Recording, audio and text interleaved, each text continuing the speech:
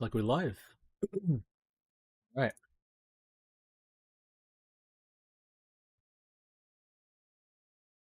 Good, all good. Right, now, first things first, I need to calibrate my wheel. Oh no. Oh shit.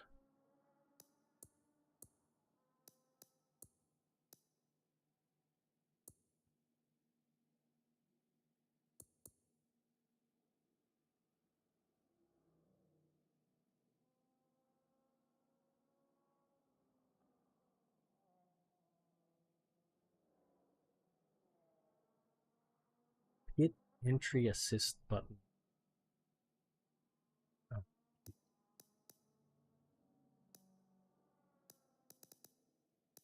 Anything about that?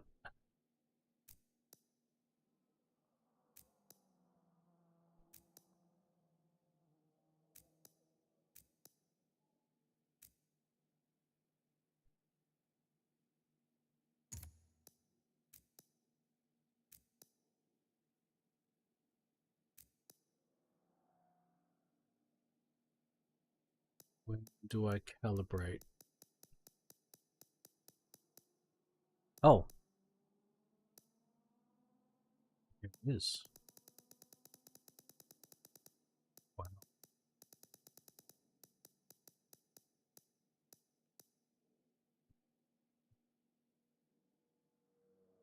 This old chestnut. 90 degrees left. That's really good. They tell you which way to turn. 90 left. Okay, that's 90 left. That's all you need to do for calibration? Oh, 1077. Okay. Right, interesting. So we've got a new game. Fuck.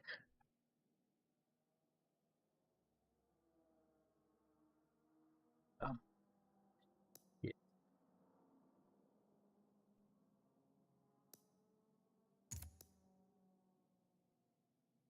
Right, we've got a new calibration game. That's great.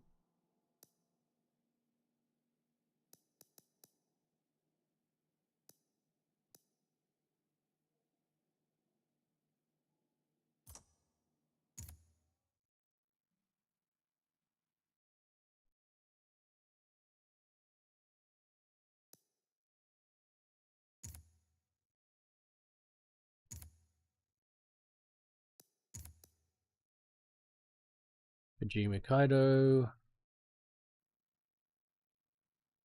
Open track day and drift meetups.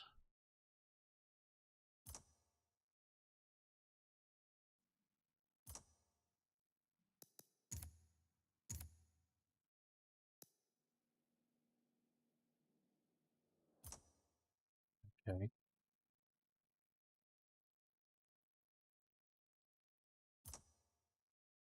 So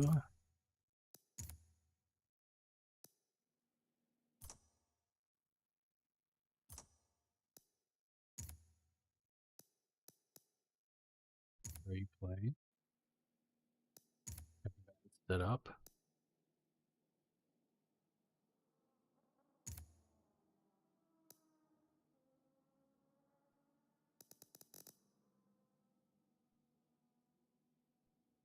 I'm of mixed opinion on if I if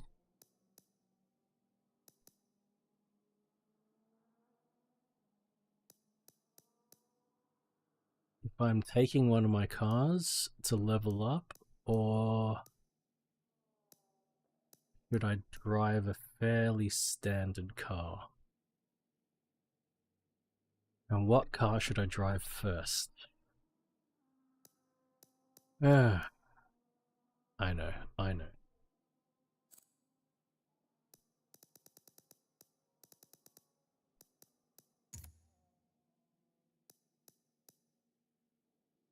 That's the case. That's what I'll do.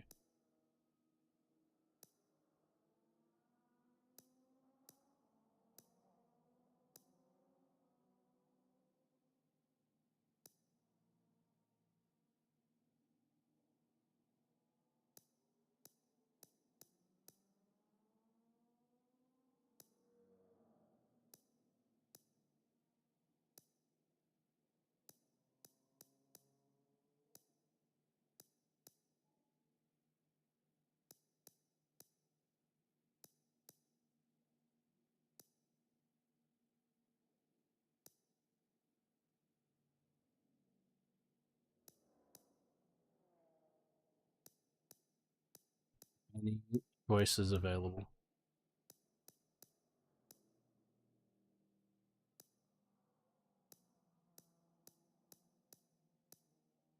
What's an appropriate card to take for my first run of Fujimi?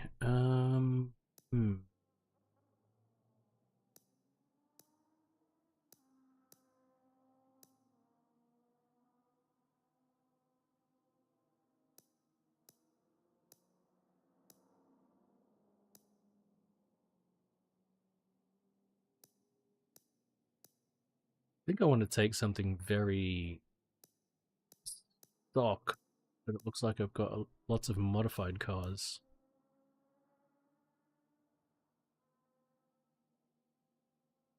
That's a pretty good candidate.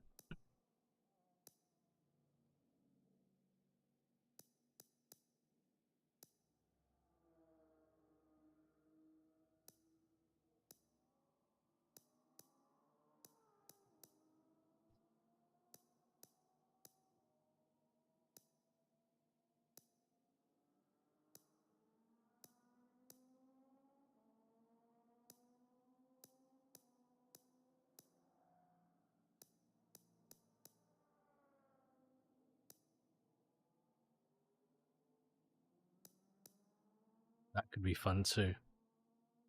So could that.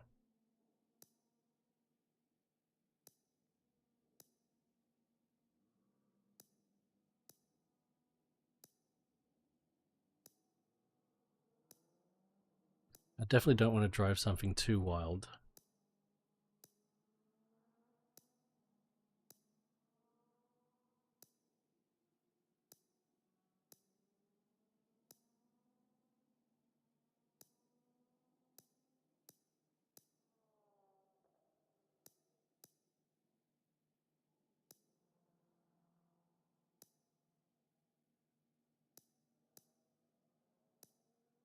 I've driven a lot of Porsches recently. Good ones, though.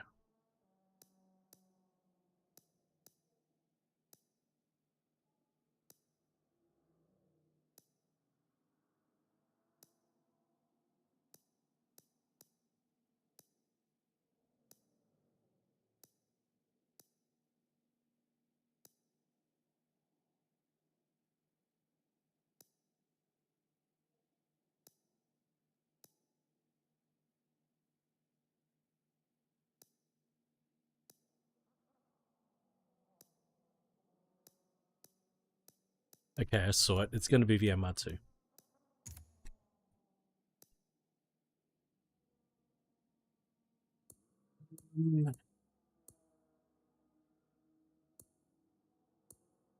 Test drive. Fujimi Kaido, track layout, full circuit and full circuit reverse. Let's just make it random. I don't care which way around we go. Time progression is fine. Weather, random weather. Yeah. I don't like the weather. I can reset it. Perfect.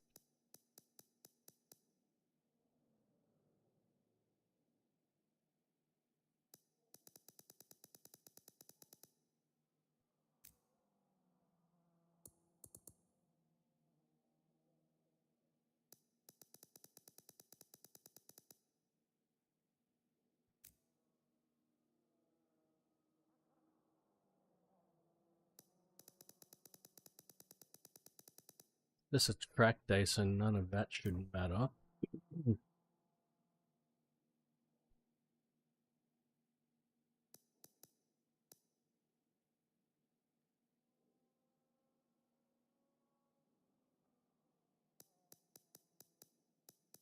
Wow.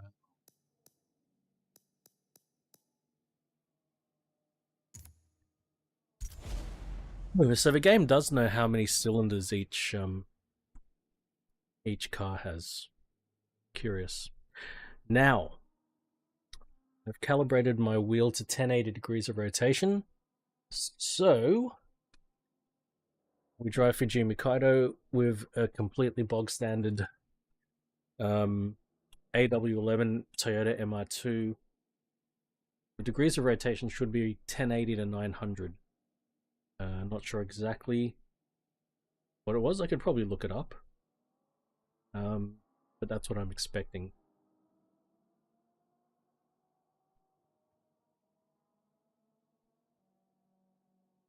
It is 10:30 a.m. I'm probably going to be snacking here and there while I am try this out. All right, here's Fujimi, and the weather is foggy. Okay, let's have a look at this tuning. And once again, we've got this wonky. I don't get high tire pressure on the rear here. We'll drive it stock anyway. First gear to 55 kilometers an hour, second to 93. Okay.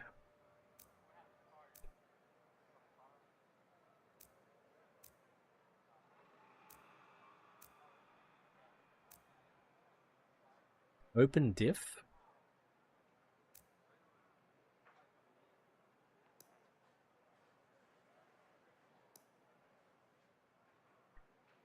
So we've got I heard that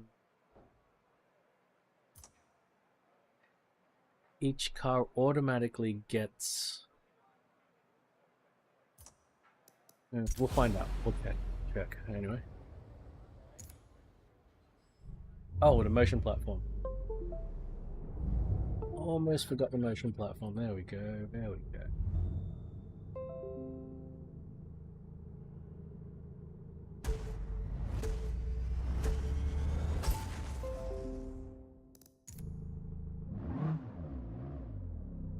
We're not in the right setting there.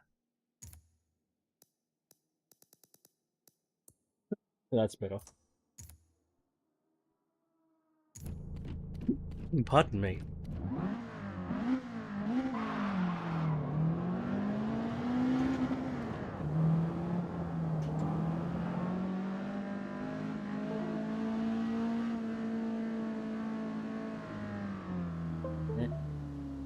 No, the motion platform. Okay, now it's working.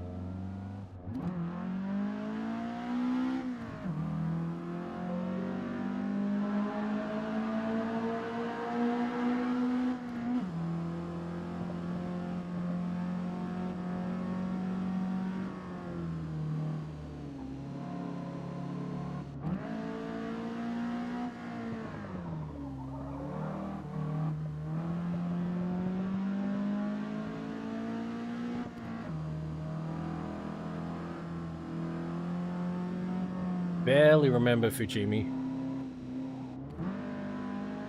Been so long.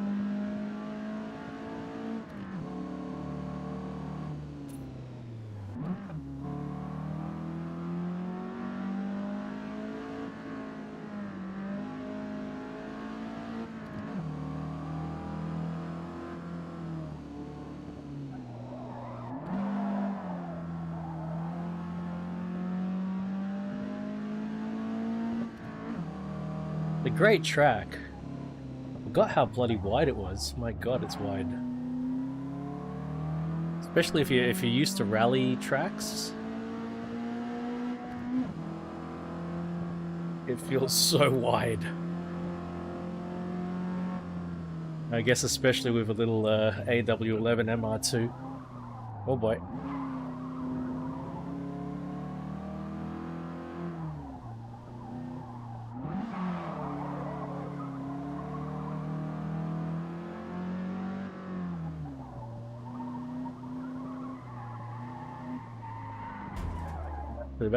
This is a good time to check. One. That the soft lock there? Wow.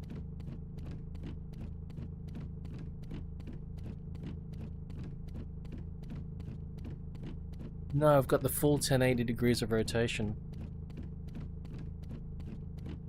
Full 1080. Actually applying soft lock maybe just a little bit before 1080. That's interesting.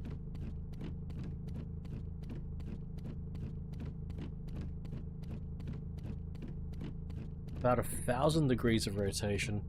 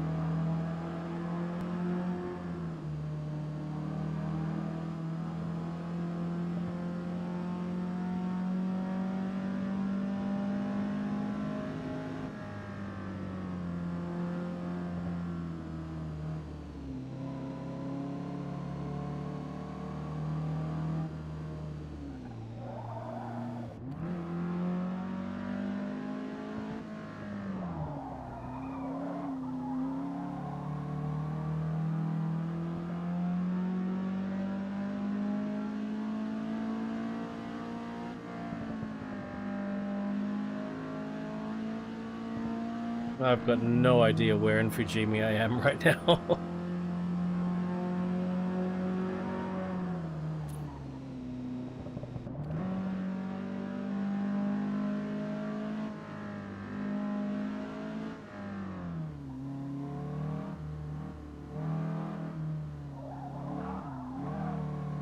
But it is really nice to have a track like this again.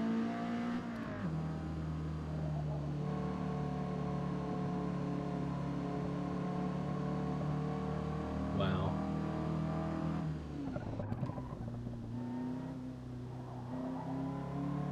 Now I know where I am.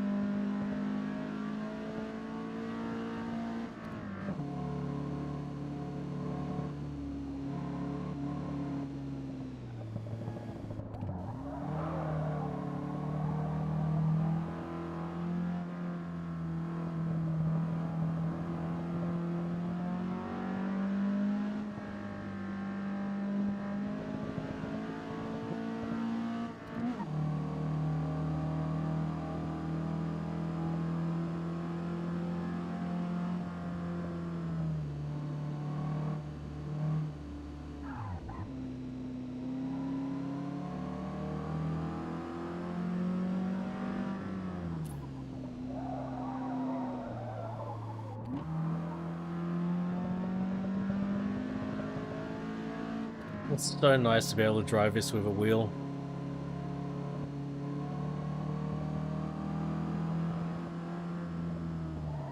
Oh boy.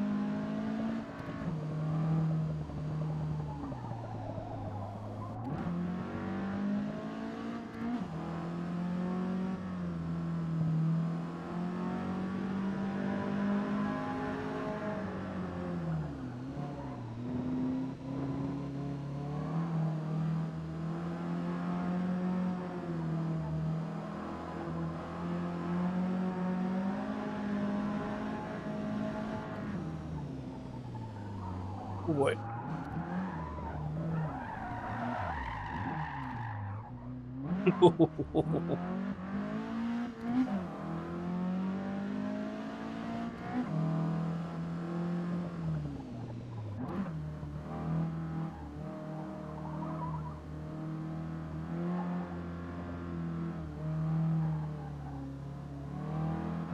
Hey Rob, we're back. Fujimi Kaido. We got Toge. Got an AW11.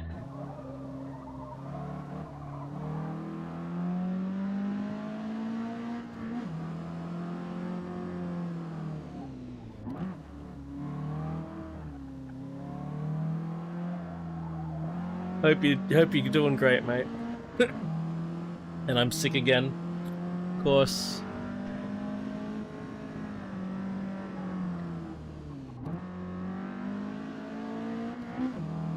Nowhere near as bad as before, but god damn, it's still annoying to be sick. Yeah. Mustang Drive went amazing.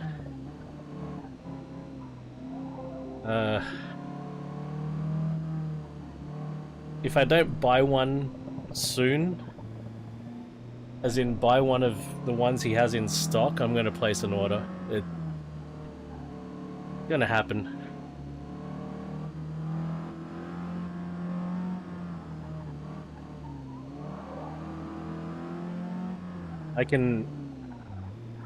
We can do some temporary arrangement to house the car while I get renovations done.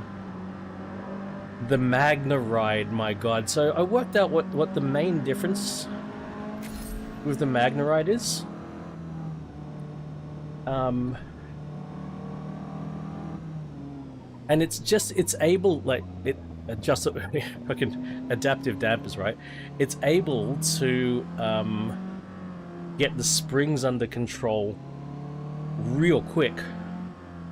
So what ended up happening was I drove the Magna Ride H-pattern car first. And what a car that is.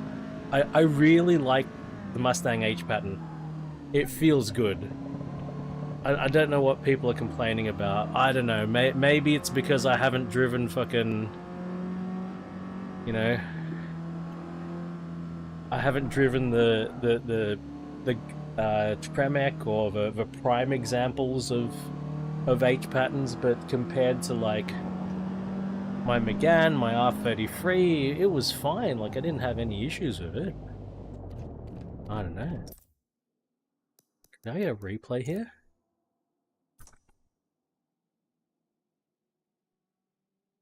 Yeah. Yeah. Oh man. roundabouts, speed humps, crappy roads. It was great. It was great. I at first the auto rev match was on, and I didn't realize until I did a rev match, and I thought, hang on, that was way too smooth. I just felt it. Like I felt that the engine didn't quite match how my foot moved. And then it clicked on me. I'm like, that was a bit weird. And I was like, oh, this has got auto rev match. So I pulled over and I said, the salesperson was with me. I said, oh, is auto rev match on? And he was like, oh, let's check. And then it was on. I'm like, let's turn it off and see how it is. And yeah, even with auto rev match off, beautiful. But with auto rev matching, that made me think, maybe, maybe, he was awesome, man.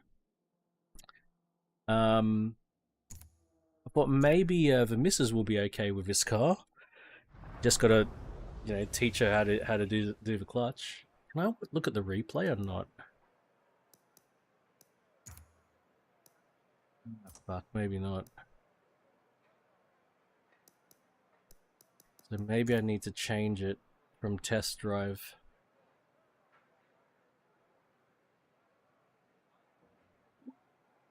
So I actually drove 2 Mustangs yesterday. I drove a manual with MagnaRide, and I drove a convertible with an auto just because I wanted to back the MagnaRide versus, and yeah, it was awesome. I was able to back MagnaRide versus non-MagnaRide and H pattern versus auto. So I guess my takeaways from that, the standard suspension actually does really good at absorbing a bump, but after it absorbs it, the springs can sort of oscillate a bit before the dampers get, manage to clamp down and get control of it. Whereas the MagnaRide, the springs would absorb the bump, and then the dampers would lock on, and you wouldn't get that little bit of oscillation. Right. That's interesting. So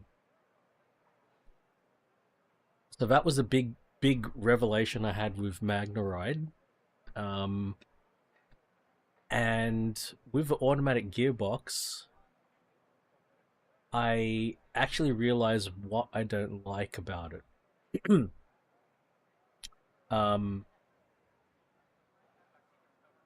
It actually does shift quite nicely. It shifts at the right times, it shifts at appropriate times. It shifts quick. It's not the dramatic experience of letting the clutch go and, getting a kick from a clutch, from a clutch. Cheers, Raven. Oh, Raven, it's here. It arrived today, like a couple of minutes ago. I had a knock on my door. I was surprised, but it's here, and I haven't opened it. We can go through it later, but it's here.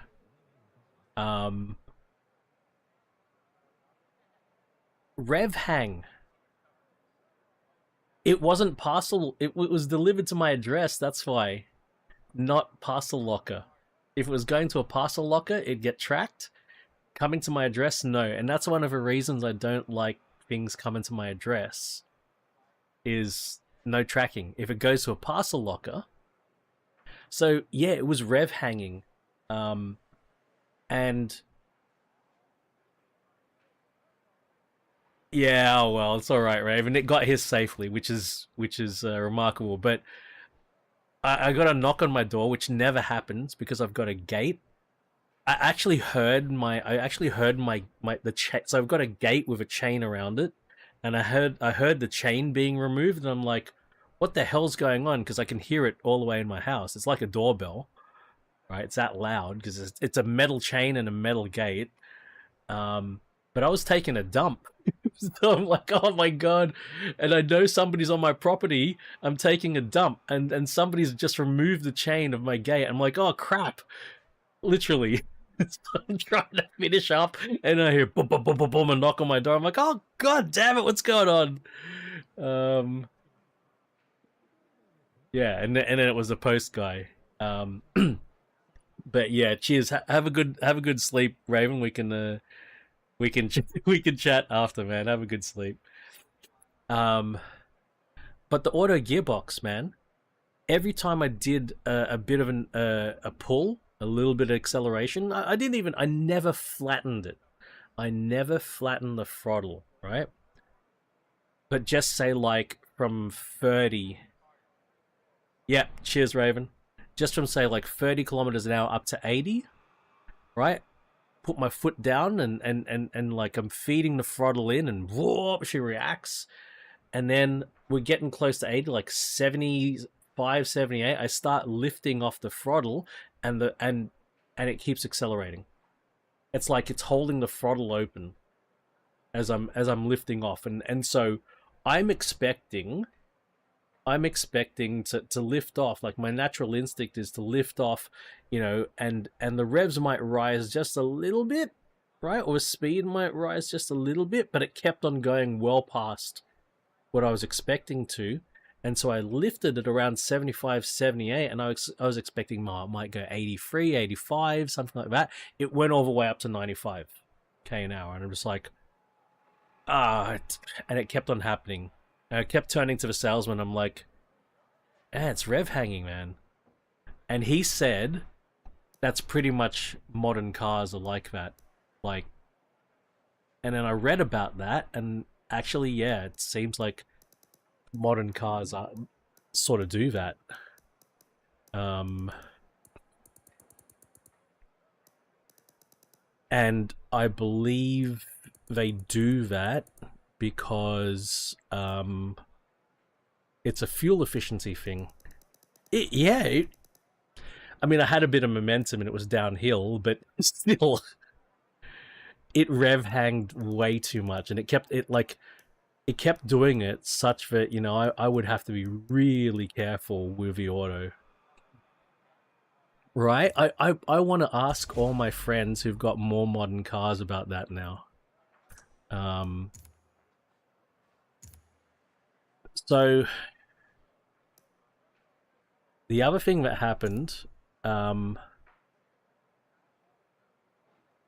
the car he showed me was a yellow. It was splash yellow. It was H pattern. It had the 6-speed and had Magnaride. It was great, but I wasn't in love with the color. And it had the black pack added onto it, which also like black badging, black inserts on the headlights, that sort of thing. Is all the blackout treatment, which I sort of don't love, but I don't really mind. But the big thing that got me was black roof. I don't think I can handle that in summer in Australia. I don't know about that. I really don't know about that. BS just disconnected.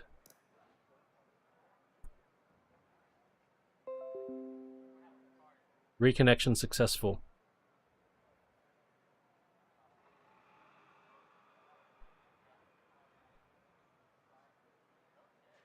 Is it back?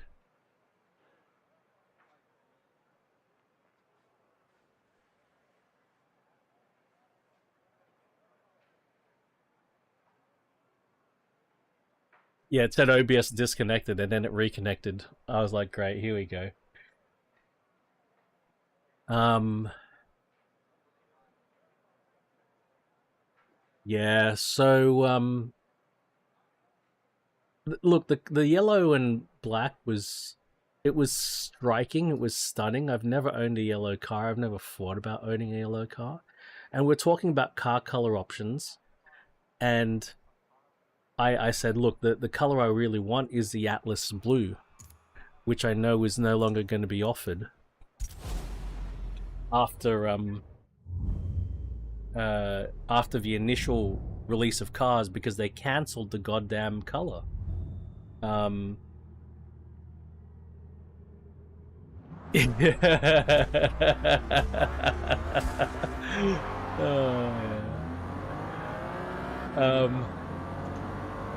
yeah. And during the convertible test drive, he actually took me out to his holding yard, you know, separate from the tiny dealership lot. They've got a tiny dealership lot. He's taken me out to the holding yard. He had an Atlas blue sitting there. He said it was unallocated, so no one's buying it at the moment. And it had Magnaride, but it was auto. But it's the color. Though they did change it a little bit between the last generation and the current generation. It's a little bit darker. Yeah, there's always the perfect spec doesn't exist. You got to order it. So I don't know. But, you know, talking to the missus, it's such a good color, Rob. If it's the same...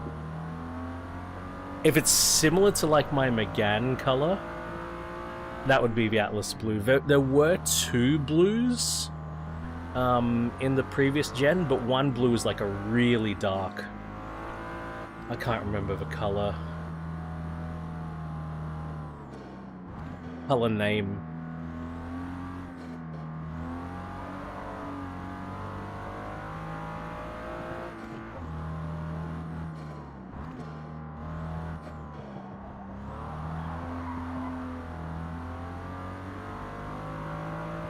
No, the other blue is really dark. Atlas blue... Oh, there's... No, there's Grabber blue as well, sorry. Sorry, there was also Grabber blue. There were three blues, what am I saying? There were one really light, like sky blue. And there are two dark blues. One's a metallic. Yeah, Atlas blue's the... That's the color of a Mustang that I hide in New Zealand.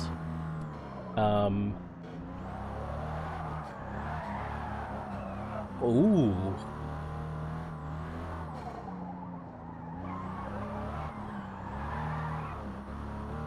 Alright, I gotta test the rotation here for a sec.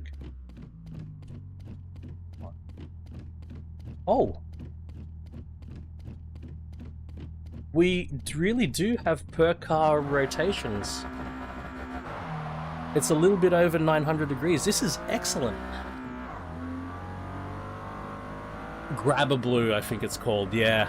So, I really like that Grabber blue, man. I really like it.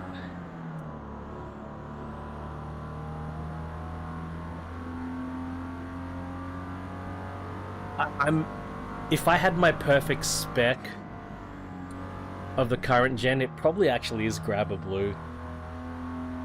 But Atlas blue is really nice in the previous gen. I don't know if I'm convinced by the current gen Atlas blue. It's a bit different.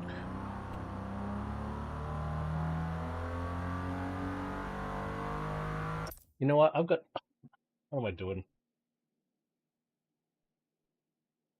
What am I doing? I can share stuff.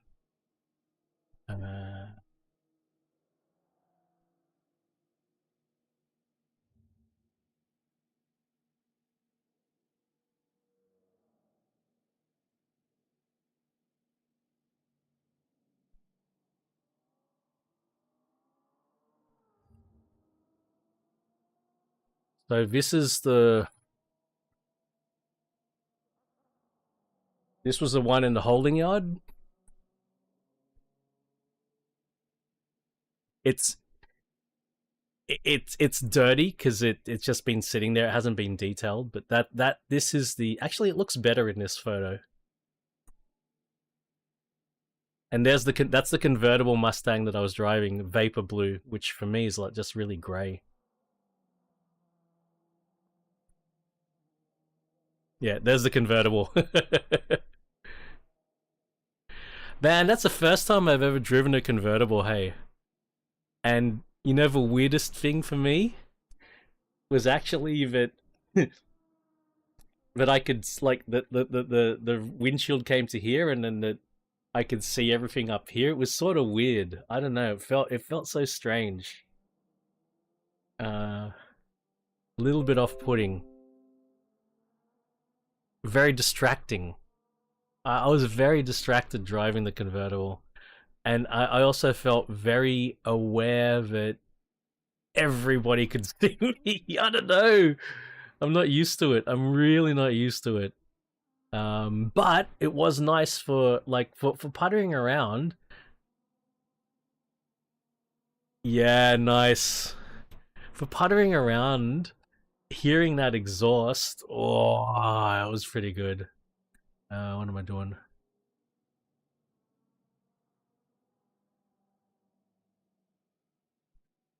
So there's the yellow. And yeah, the black pack, right? Striking. It is striking. And this is in the shade, right? In the sun. Man.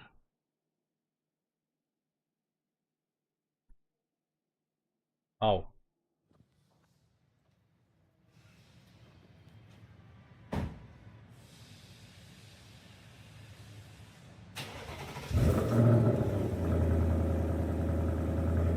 That's in normal mode.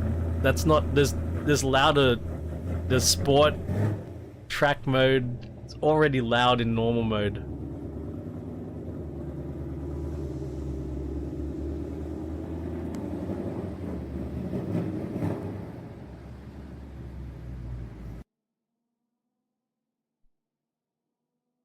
There's me.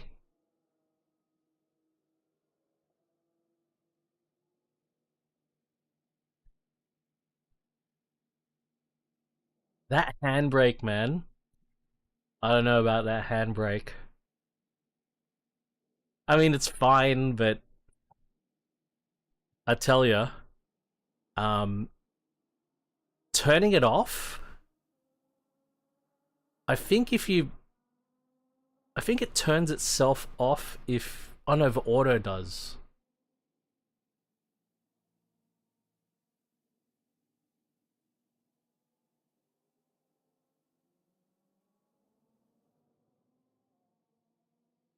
Yeah. Hey, yeah, I know, right? Master Blaster, fuck, I haven't seen you in ages, man. Hope you're doing good.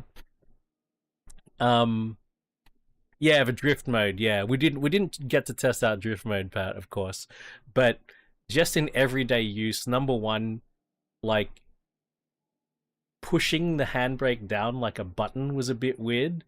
And every time I stopped and pulled the handbrake up, I gave it a fucking, like I'm used to cable operated handbrake, so I'd fucking, give it a bit of a yank, right?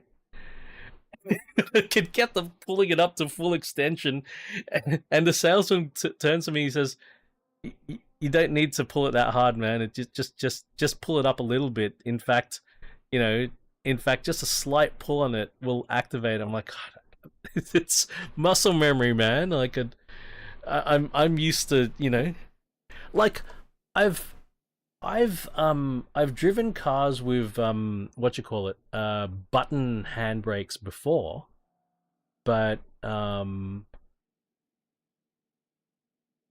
yeah, with button handbrakes before, it's so sensitive. Oh yeah, check this out. I like this photo. So this photo, the main thing I don't like about the blackout pack is that you just can't see the badging. It disappears. I don't like it. I like that silver Mustang badge to sound proud. That's one thing. The black roof also I don't like. But that's my car.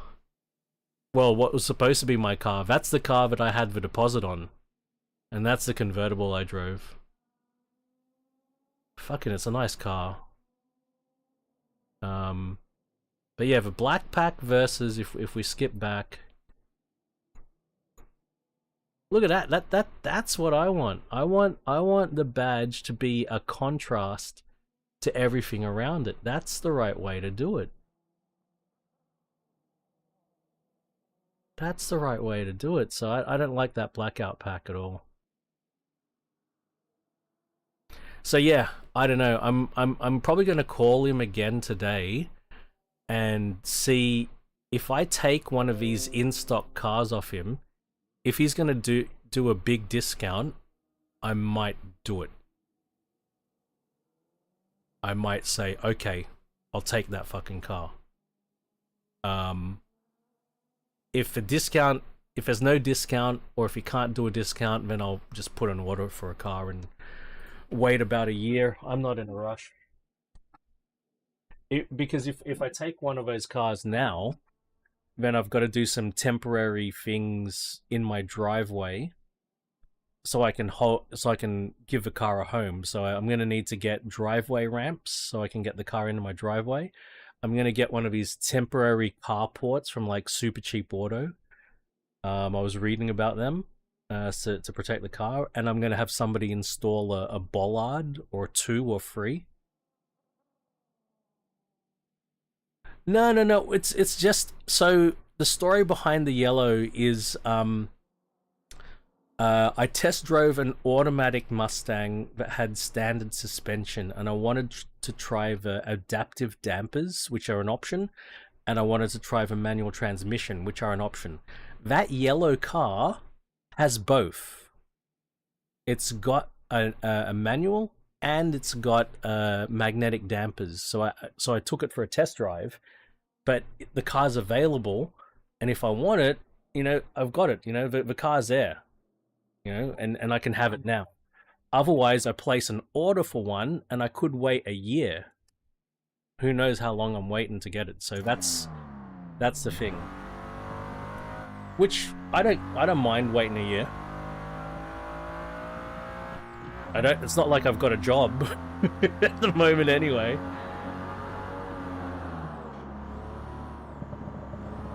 And I still feel really bad about fucking buying a car that's that expensive while I don't have a job. But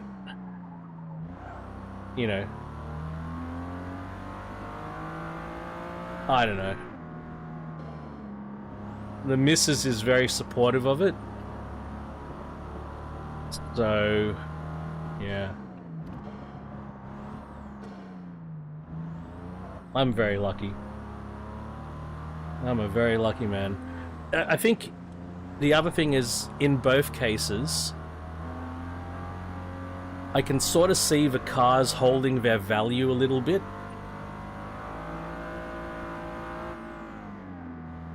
So on the financial side, it's not. We're not super worried about massive depreciation. There'll be a bit of depreciation. At the end of January, Master Blaster. But what's happened since then is, frankly,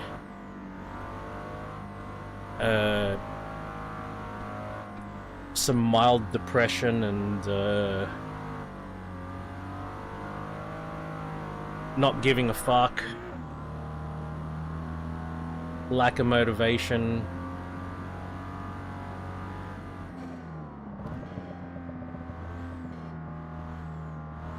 I guess that's what's been going on with me since the end of January, so the last 3 months or so. It's okay, I just need to kick myself in the ass, and the thought I had was, because the dealer called me, like, I wasn't expecting the dealer to have a car for me to test drive. I thought I was giving him an impossible task. I said, look, I want to test drive a manual, I want to test drive Magna Ride before I commit to buying a car. Because I put a deposit for the car in August 2024, and I had a job, and, things were semi-stable. I had not only did I have a job, I was trying to, you know, I was starting to work on a new position as well within the company. So I thought prospects were good when I put the deposit down on the car.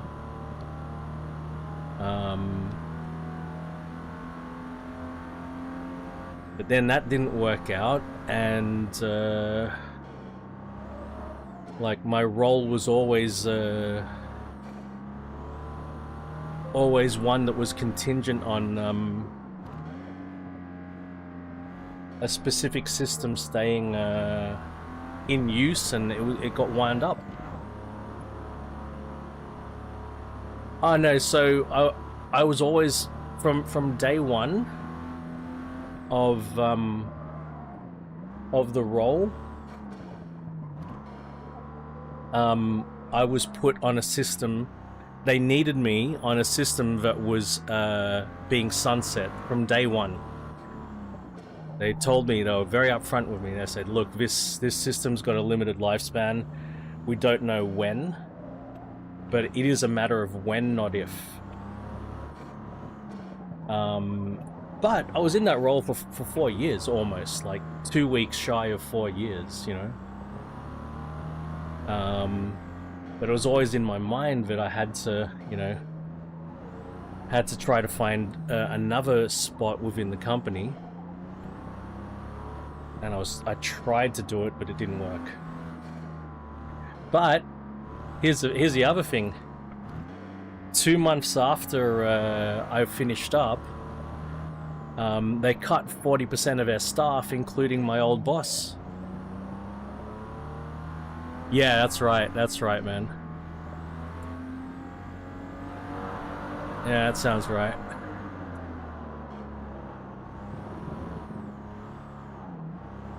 Yeah, and at least for me, like, I knew it was always happening.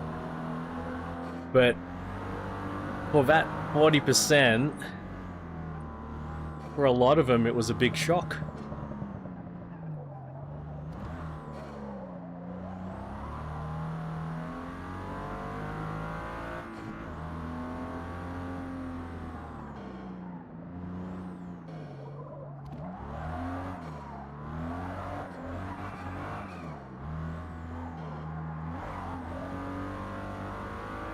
Yeah,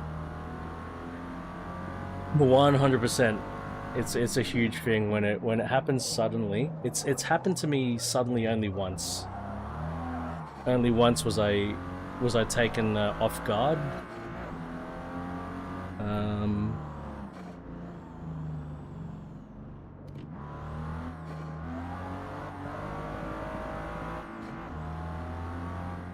Yeah, that's it. That's it, man.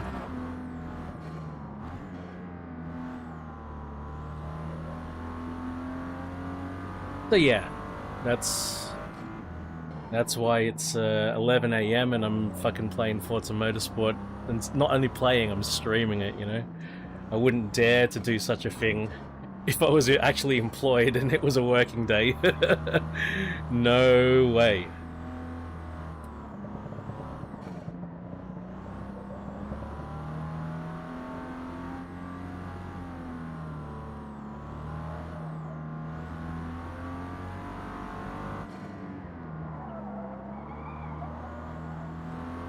Oh my god, it is so nice to have. I mean, Fujimi Kaido itself is nice, but just to have a track with these kind of elevation changes and corners, because the way you can play with a car when you've got such elevation changes, when you've got such turns.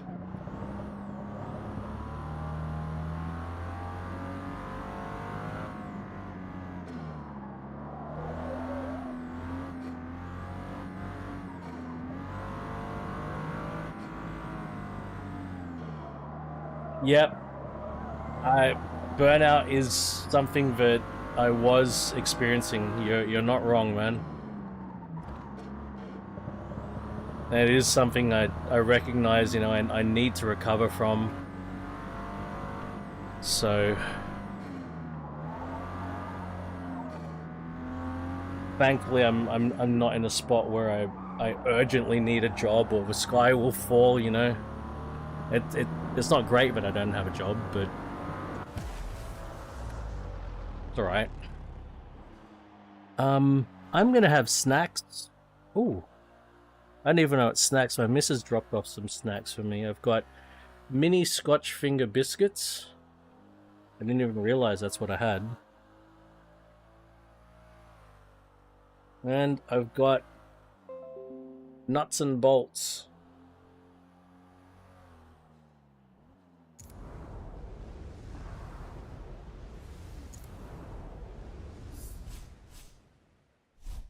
He's awesome.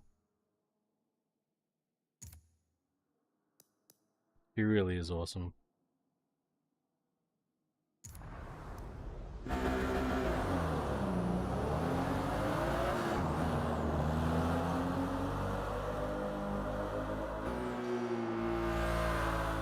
This sounds good. This has got the 2-liter twin turbo 1G GTE.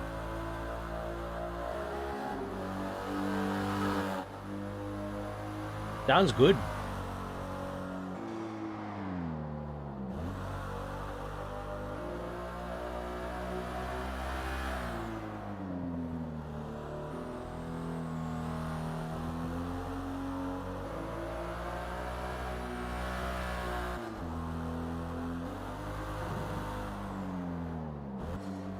We need to drive something that guaranteed has a I'm pretty solid with all of that stuff. The crap that I've eaten in my life, my digestive system's normally pretty good at it.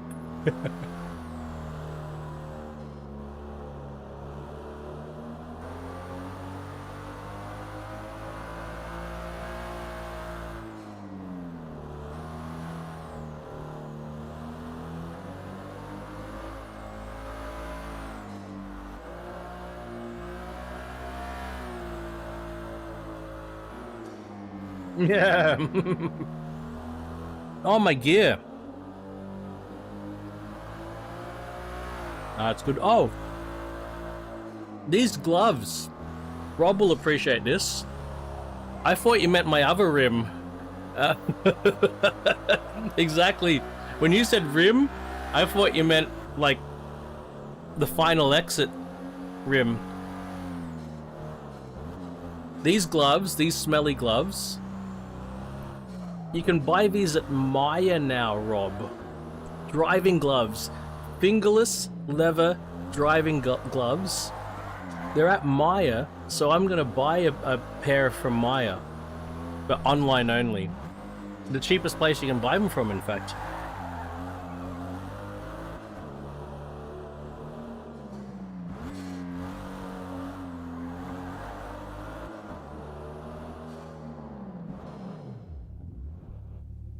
Alright, this is just me testing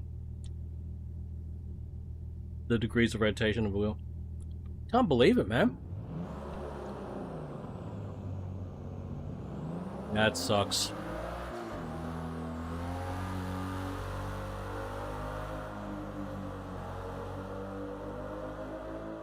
They aren't sort of that close to me, but I've got a couple around me.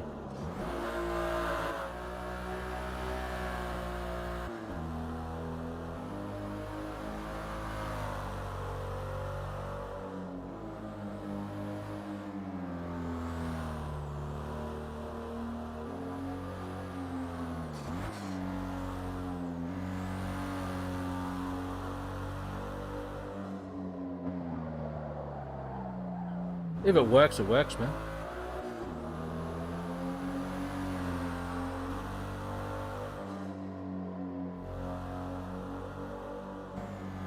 My previous pair, this is my second pair of these. They're Dents, D-E-N-T-S, Dents leather driving gloves. This is my second pair. My previous pair, yeah, I wore holes in my previous previous pair.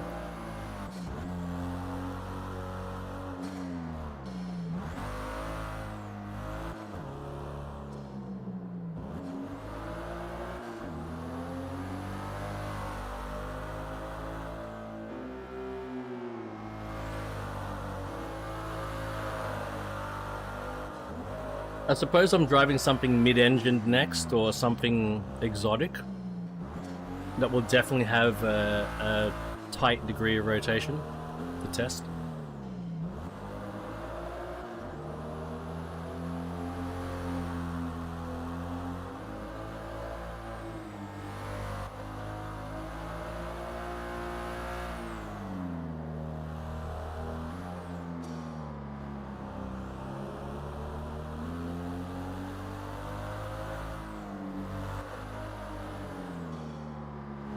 They weren't that bad. Maybe thinking of the Italian gloves that I had. They were beautiful. I love those things. You might be thinking of the Italian gloves I had.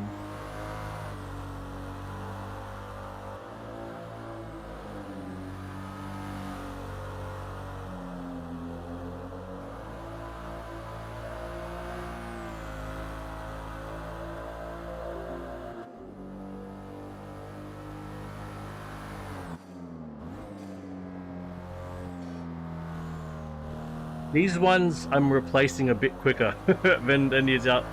I learned from the Italian ones. I'm replacing these a bit quicker.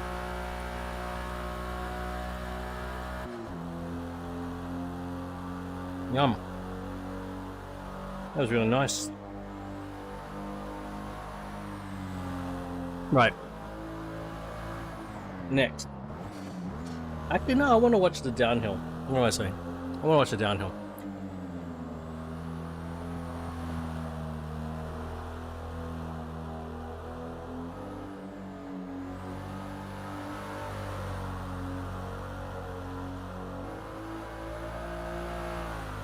Ferrari 360?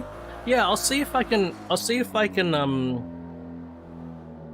car. I don't think I own a 360 and I'm always so broke in this game. So I'll see if I can rent it.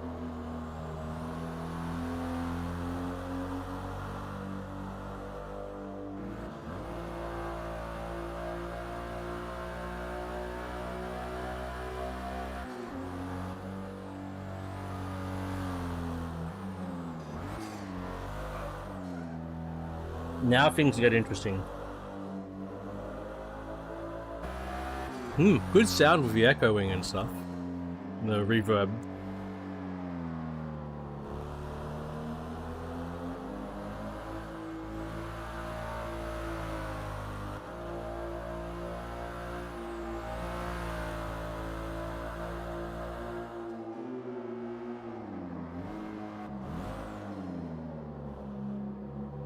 Oh my god, that sounds great. I'm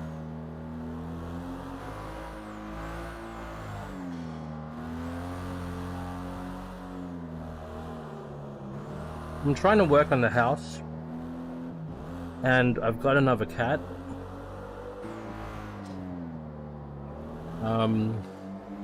That's been a bit of a thing.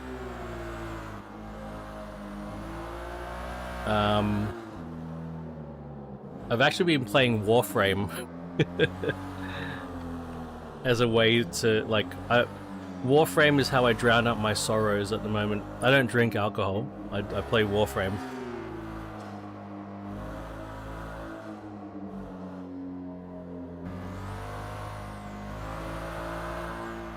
A bit of a story, but they're not introduced properly yet. They're still separated.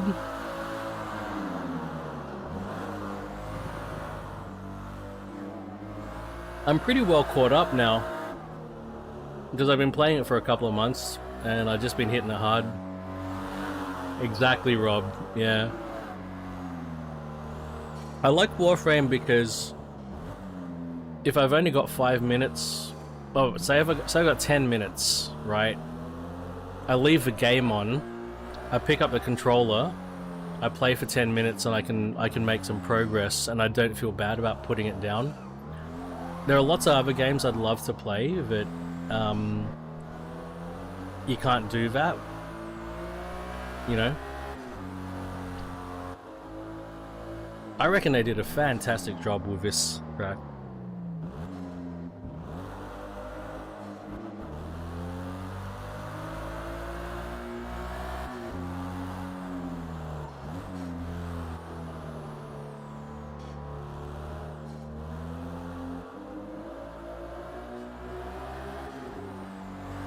I'm almost at a point where I'm ready to put Warframe to the side a little bit more. Yeah, Sweetify, yeah, man. New old track. That really intrigues me too, Rob. And being turn-based, I'm like, maybe I can pick that up. New old track. So this last appeared in Forza Motorsport 4. And yeah. I used to spend so much time on this in FM4. Just checking out the replay. And they've also added... it's always a weekend... Oh, look at that! That was such a nice slide.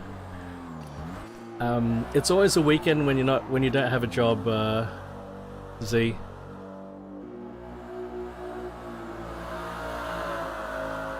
I love this Supra.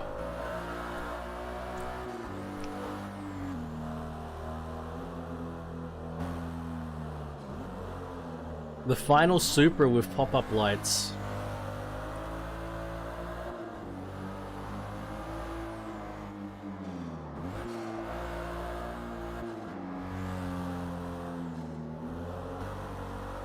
Ah, the elevation change. I love that's real elevation change. I remember when I say recently, it might even be a couple of years ago. I was complaining about what was I complaining about?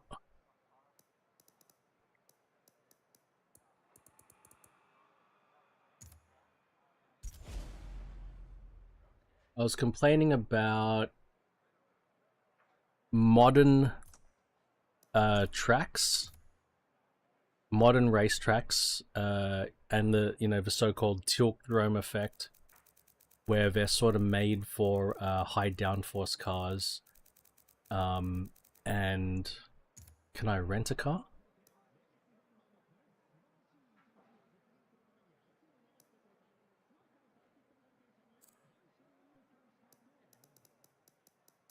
And I think I was complaining about the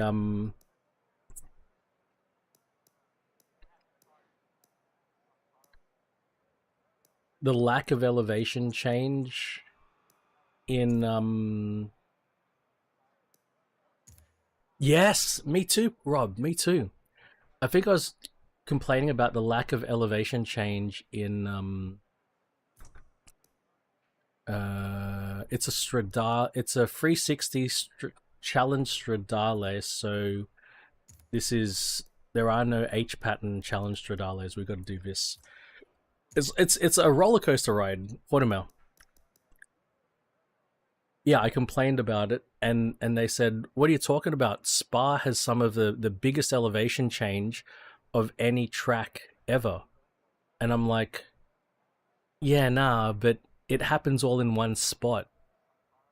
There's one high speed, dip and then climb, but the rest of the track is goddamn flat. You don't have these sweepers that are like this and then going into climbs like that. It's not the same. You've got one bit. If you just look at numbers, yes, there's a lot of elevation change at Spa, but come on, it's not a toge track. All right.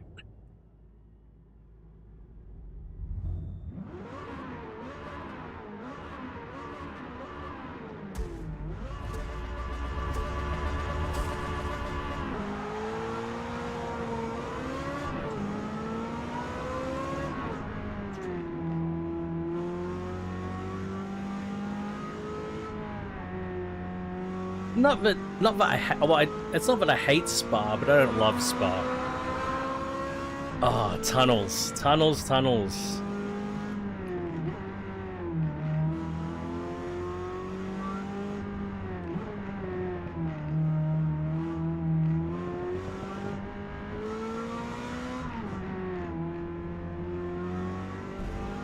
Yeah, no, I got you, Master Blaster. I gotcha.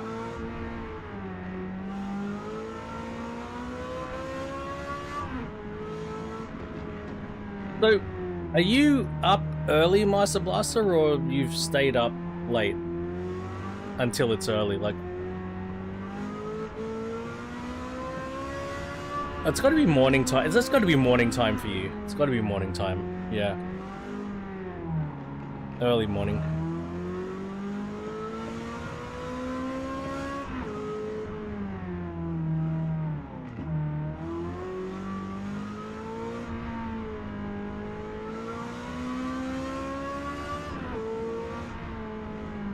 I don't think I've driven this car in this game. Nice sound. Nice sound to it. Oh, you actually stayed up. Oh, shit. Alright, I'm gonna test the degrees of rotation. What do we expect? 900-ish? 810?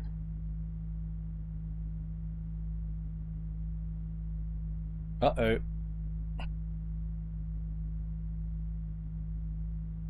I don't know if per car rotation's working.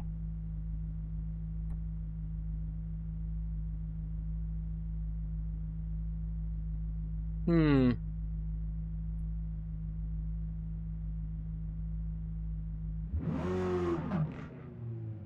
don't know if per car rotation's working as... I mean, I can't change the tuning because I don't own the car. Let's have a look.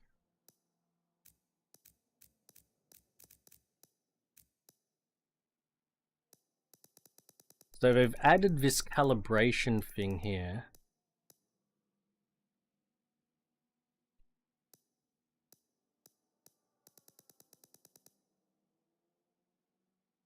Yeah, no, there's no setting here.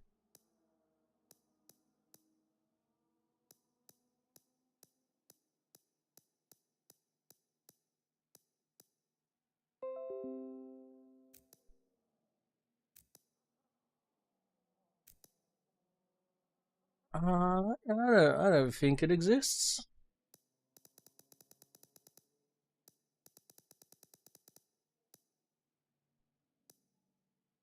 I think I want to reread that press release.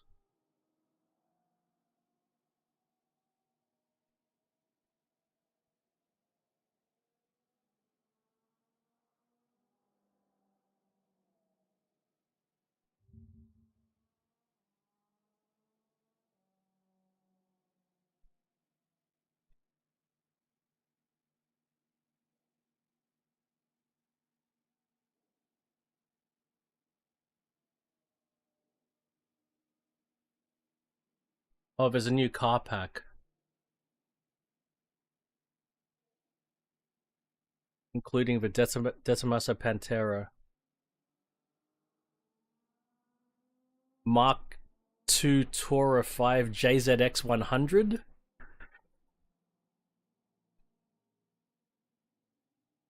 Formula Drift Sylvia, I don't really care. Oh, Mustang GT free.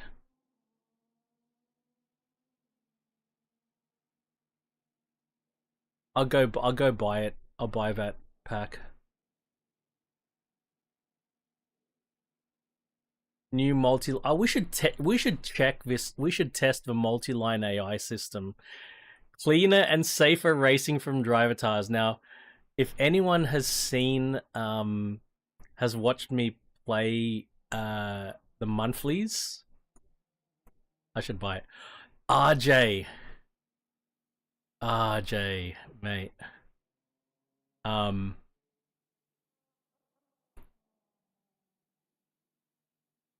There's an Atlas Blue Magna Ride S650 here. It is automatic. but it's sitting there at the lot.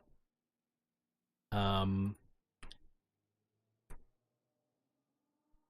going on for my photos? Oh, that's the latest one.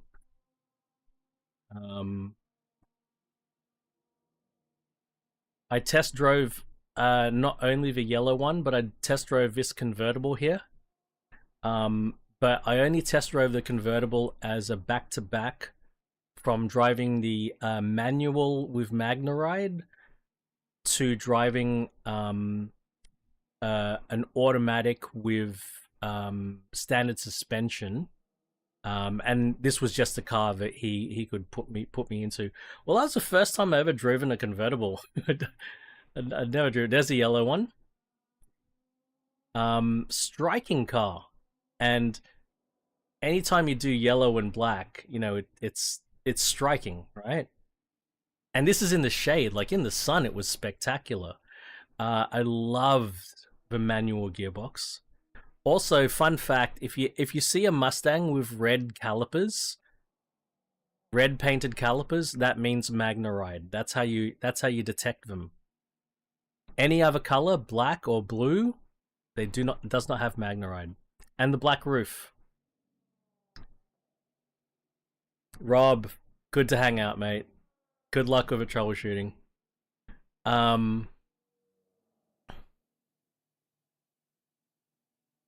What screen? Oh yeah, I totally, you're totally right, Master Blaster. It screams Renault Sport.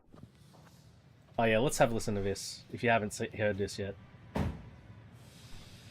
Thanks, man. That's normal mode, okay? That's not even track mode or sport mode. That's how loud the exhaust is in normal mode. Good lord. Yeah.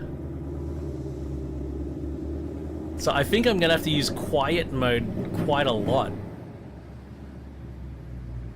See, the other thing is the wheels are black too. There's me.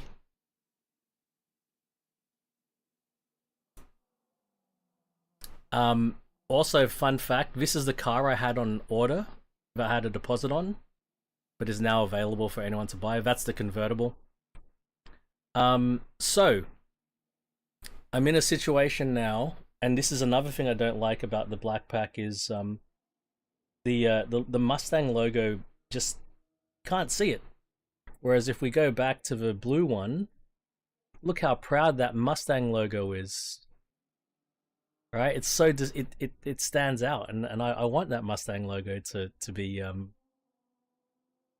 very visible. So yeah, so here's where we've landed. The missus is supportive. If I want to buy one of those cars now, the blue one or the yellow one, if I want to buy it right now and have the car within a week, she's like, go for it.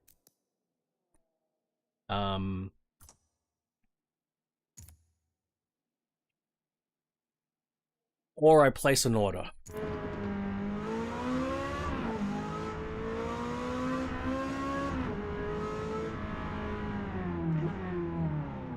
So I think what I'm going to do is I'm going to see if there is a decent discount on either of those two cars, the yellow one or the blue one.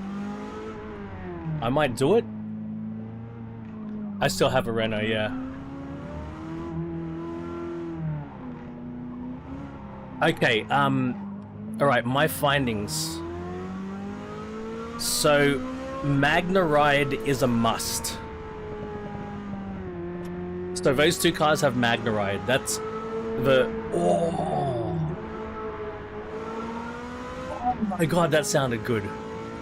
So I won't take a car with standard suspension anymore, now that I've experienced the MagnaRide. Now, the main difference between the standard suspension and the MagnaRide was the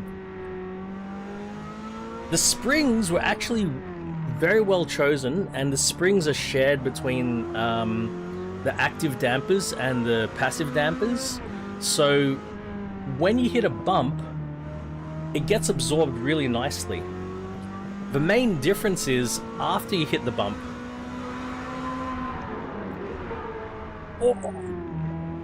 after you hit the bump, the active dampers just stop the springs from oscillating immediately. The bump gets absorbed and the car stays flat.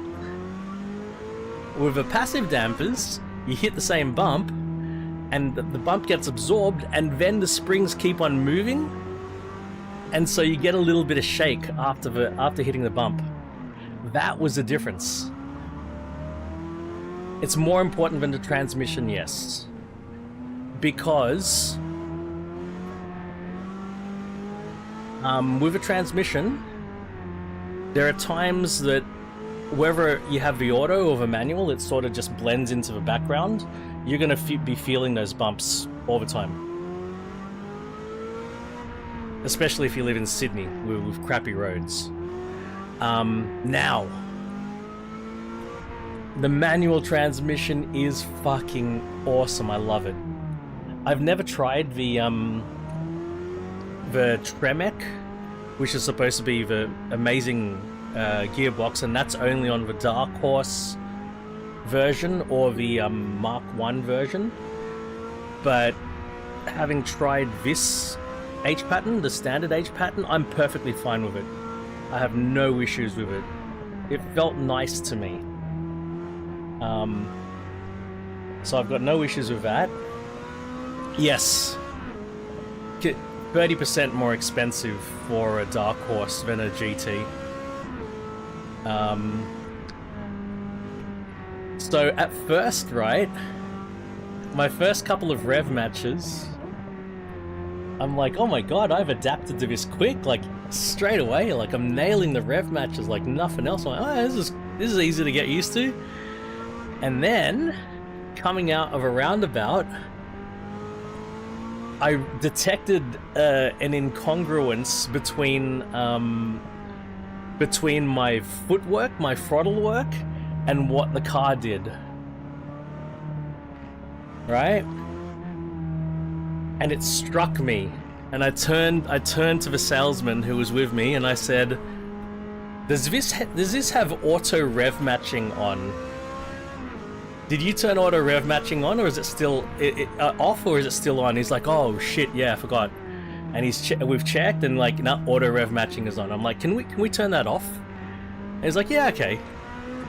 And immediately I felt it. I was still nailing my rev matches, but I could tell. Right? If I got it a little bit imperfect, you know, there would be a little bit of a kick. Because most of the time when I get my rev matches imperfect, I over-rev.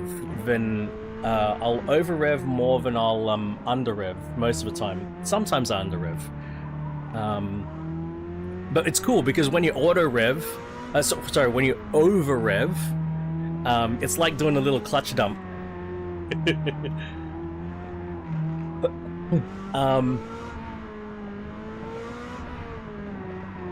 So I do have one issue with the manual, with the auto transmission. So yeah, you know, after that test drive, I was like, you know what? I'd love to, you know, try an auto with normal suspension, you know, as a, you know, so the difference is stark in my mind because it was a couple of months since I'd driven the since I did the last test drive. He was like, "Yeah, sure, we'll take this one out," and he points at the convertible. I'm like, "Yeah, cool." And other than being very distracted by not having a roof at first, that took me that was actually quite distracting. It took me a bit to get used to.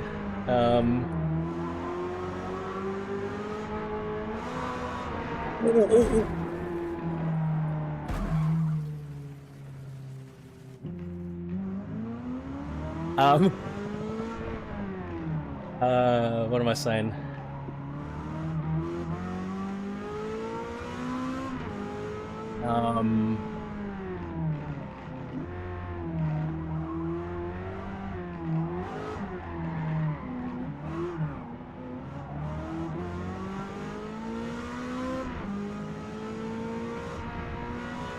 Oh. Absolutely, absolutely. I even told him where I was going to do it. I said, you know, visit, because I know the area very well, and I said, look, there's a spot here where we always get a clean run every time. Oh, I knew the place, so yeah, you know, it was all good. So the big issue I have with the automatic transmission is something called rev hang.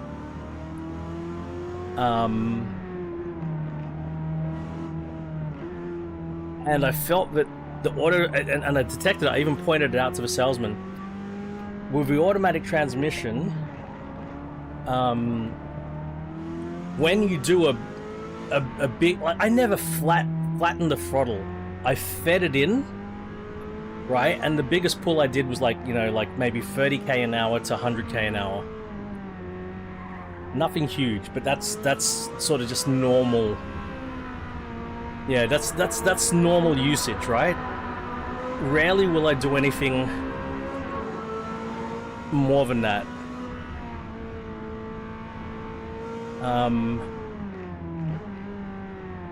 And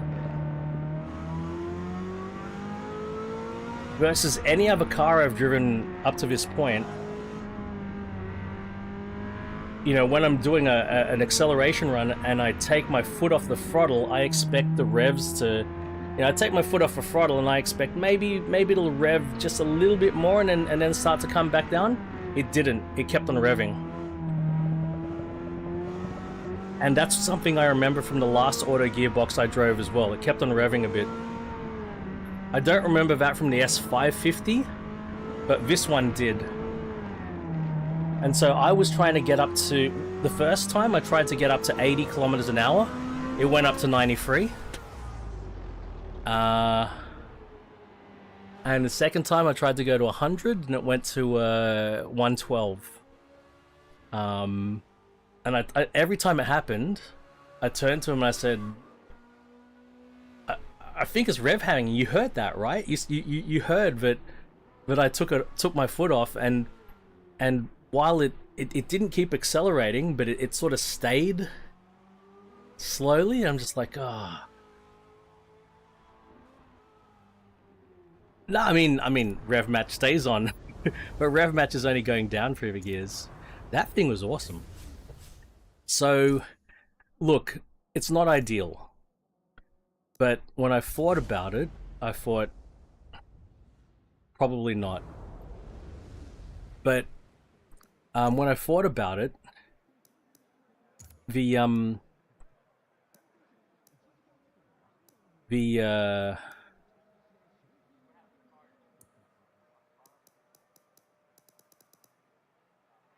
automatic gearbox, when you're just driving around and not even and even just accelerating, you know,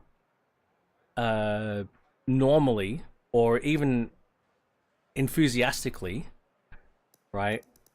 It's still very controllable. The gearbox works great. It's only when you like give it a bit, you know. It's only when you really give it some that it rev hangs. So I was like, maybe I can accept the auto, but I love the manual. I love the manual. Another thing is that blue, that dark blue. Full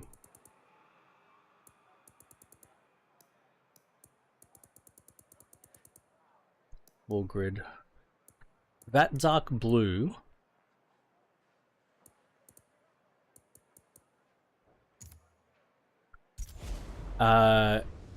you can no longer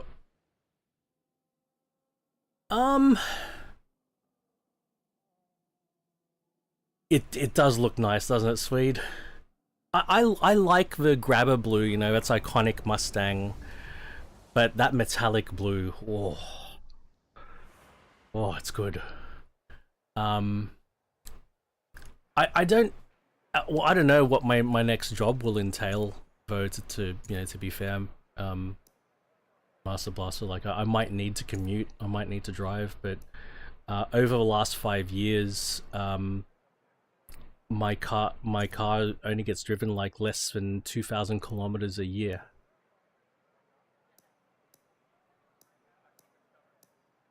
The color is important. Don't get me wrong. Like, yeah, the color is very important.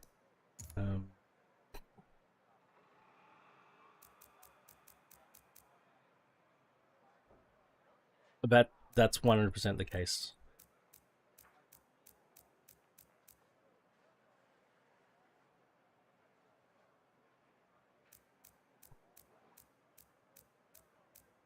The other thing, Swede, is the S650 is the Atlas Blue in the S650 is a little bit different. It's a little bit darker. It's not identical to the S550 blue that I absolutely fell in love with. A little bit different. It's sort of happening here, but not at the same time. So I don't know. Look, the key things are I might be able to accept that yellow car because it was stunning. It's not ideal, but it was stunning. It's still stunning. It's still beautiful. It's like the most important thing for me really is that I don't drive around in an appliance. You know, it's not like I drive around in white goods. I don't have a car that blends in with the road. You know, the colors of a road. You've got grey, white, and black. That's literally the colors you see on the road. You see white markings, you see the grey of the asphalt, and then occasional bits of black. And so I don't want a color that blends in with a road. The other day, even my Megane, my blue Megane, I was driving in rush hour traffic the other day, and no kidding, on a 4-lane road, at least 7 to 8 cars in front and 7 to 8 cars back. I was right in the middle of a pack of white goods. It was all white, black, grey, white, grey, grey. And then finally I saw, oh, there's another blue car. Oh, there's a red car back there. Sometimes yellow markings, yeah, but the yellow markings are the contrast, you know. So yellow cars okay because the yellow markings on the road are for contrast, but roads themselves, like look at what's here, yeah. Yeah, so yeah, that was something. Can I start the race? Why not? What's going on?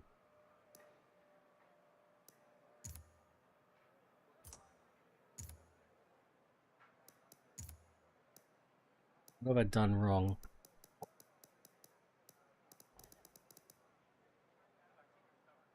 $20 driver tires. Cars any. Oh. Alright, we're about to test the AI now. Oh my word. T1 crash?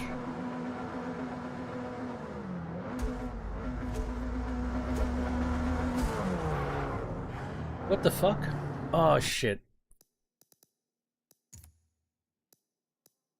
It looks like a sunroof. You know, like I can accept like a sunroof, the roof is going to be black because they'll tint the sunroof. So I can accept that, but it didn't have a sunroof. So it's just a black roof without the benefit of a sunroof. It really did look like a sunroof. I agree. I completely agree. The way that they painted. Oh man.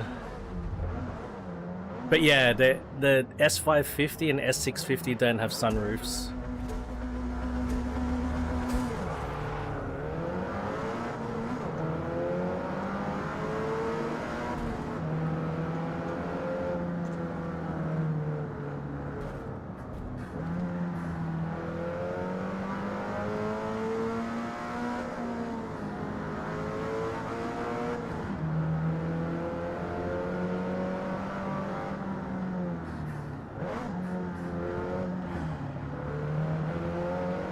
Look, I don't know. Maybe it'll be okay because the other thing is, like, they've got, you know, cool vented seats. It has vented seats, so it should be easy to cool. But still, I don't know. I just don't know. I like glass roofs. I've never owned one myself. When I was young, my father had a Toyota Tarago van, and that had a sunroof at front and sunroof at the back. I loved that so much. But, you know, as an ownership proposition, you know, it's just another thing that can fail and leak and have electrical issues and cause electrical issues. So, you know, it's.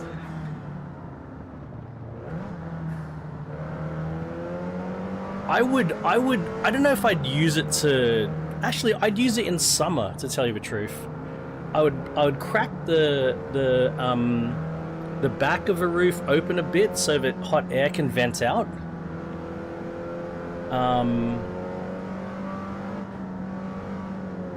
And I'd also open it up, just like without it being open, just to let some light into the cabin if there was a need to let light into the cabin. I might do that, but yeah.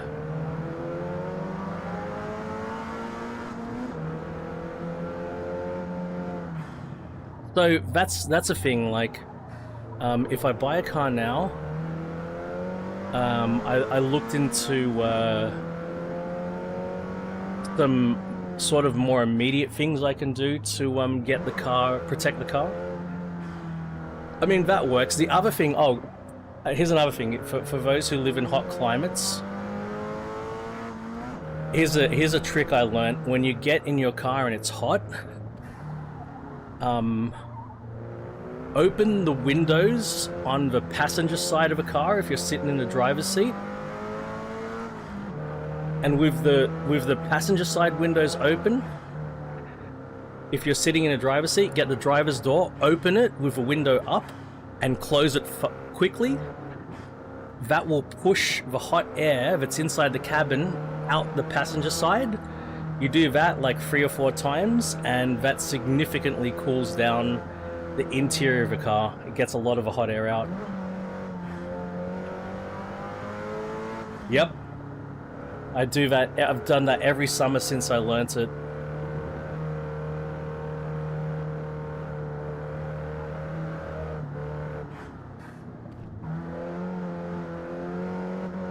Yeah, it's a good one.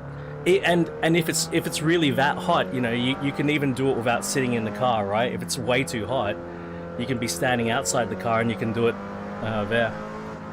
It's really bad. You open the passenger side doors entirely. Oh, your shifter will still be hot. Nah, your shifter will still be hot. It only gets rid of hot air. Like, if the metal gets hot, then the metal's hot until it cools down.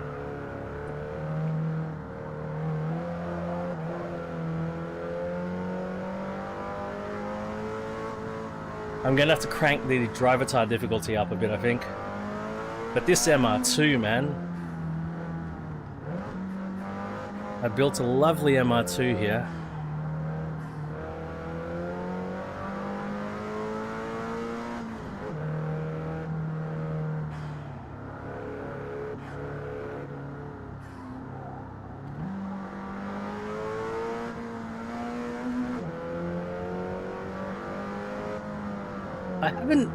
They haven't let me drive Fujimi Kaido the other way. I've only driven this way so far. And apparently this way is reverse. I'm used to driving this way around. So if this is reverse, I'm not used to the other way.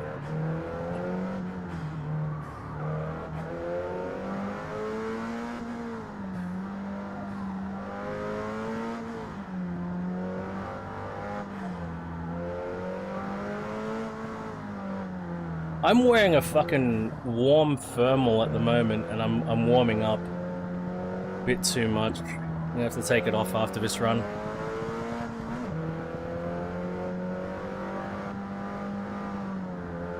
I gotta stop wearing I'm wearing my warmest thermal.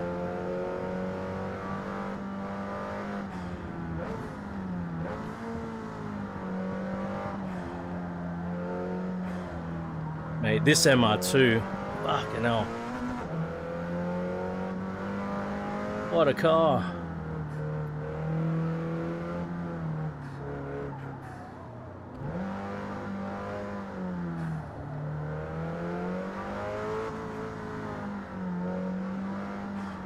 I miss having a proper garage, man.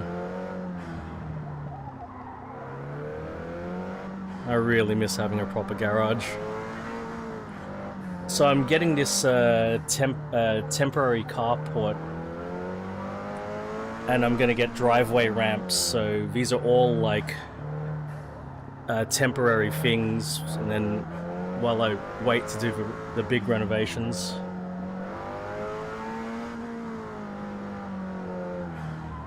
Yeah, it's supposed to be quite a warm day today, but it started off quite cold.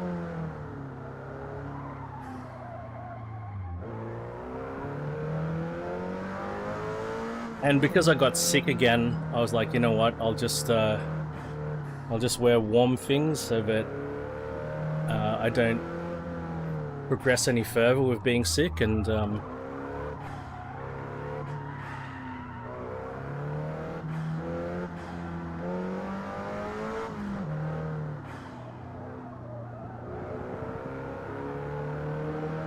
that's nice. I think overnight we're dropping down to like 12, 11 degrees C. So it's still in double digits, so that's okay, but just because I'm sick, I'm wearing a thermal. Like, if my body even feels a little bit cool, I start coughing. I don't know if that ever happens to you guys, but I feel fine when I'm really warm, which is why I've been wearing thermal.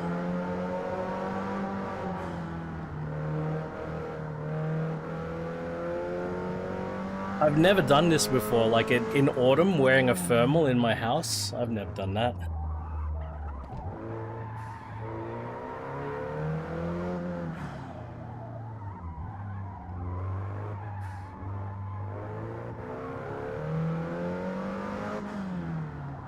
Yeah, so I've been on the verge of coughing, or I might have done a little cough here and there, but otherwise I'm feeling okay. I'm also on medication.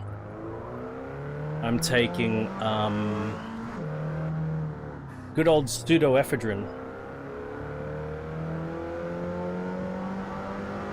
Pseudo.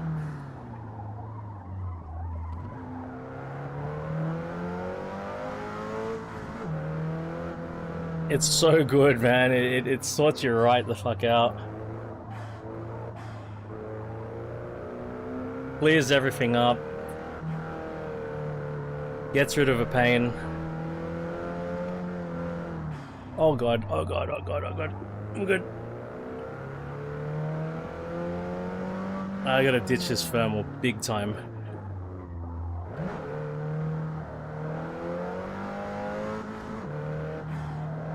Good old-fashioned, I'm sure. Well,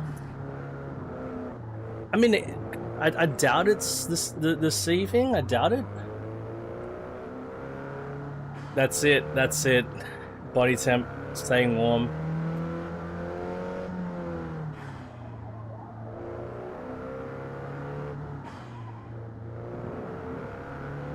You know, like I've said this before, Master Blaster. Like, before 2019, I would get sick with something.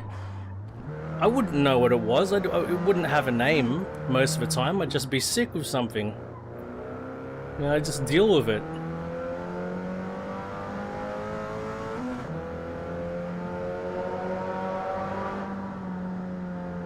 Oh my god. And I'm going into pits. Oh shit. I'm gonna win the race in the pits.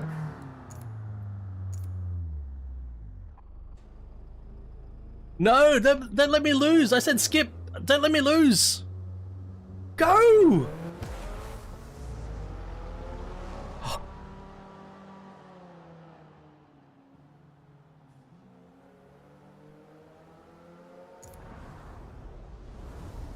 Alright, I'm gonna take this thermal off.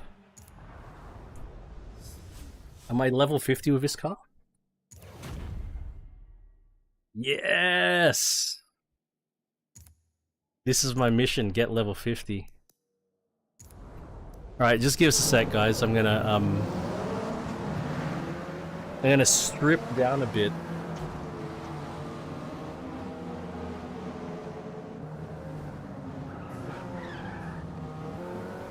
Just clock the time. I reckon I can do maybe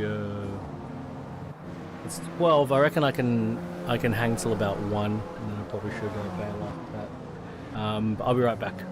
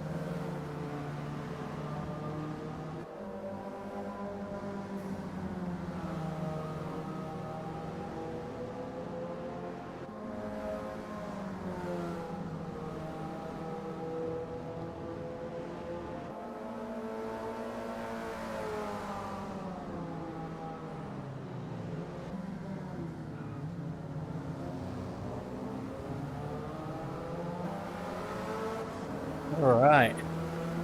Hey, sweet, if you're still there, you doing a New Vegas run today?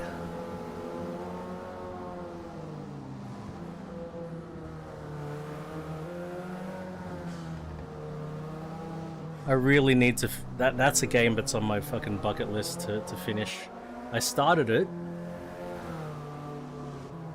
Master Blaster, good to see you, champ. Thank you so much, man. It always lovely to talk to you. Yeah, very true, RJ. Very true. Ah, fair.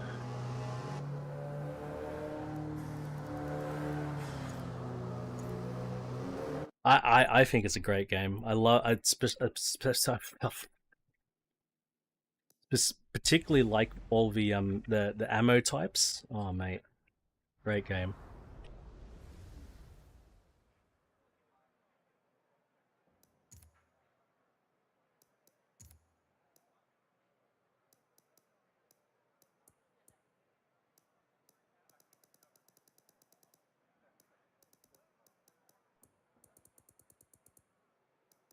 We're gonna crank up the driver tar difficulty 2 notches. Yeah. Yeah, it was a big upgrade from Fallout 3, I reckon.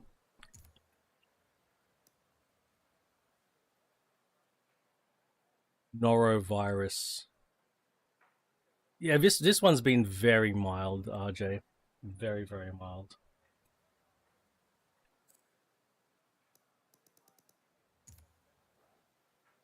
And what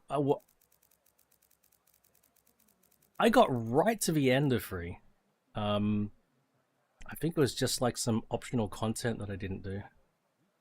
Oh, I think we're taking the V8 Vantage V600 up the mountain. As much as I want to get the Alpine up there, get the Pine up there, I think I'll benefit more by getting the Vantage up.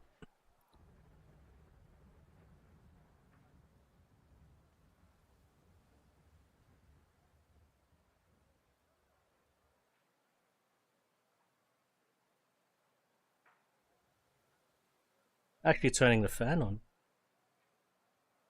It's 23 degrees out there. 23 degrees today. It's quite warm for May. It's quite warm. Oh, we get 23-degree winter days sometimes in Sydney. That happens.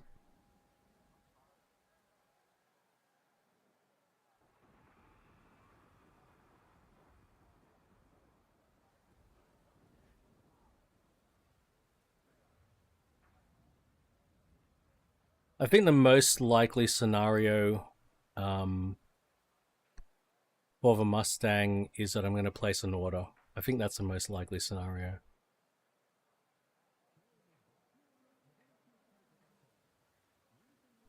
We're very subtropical here.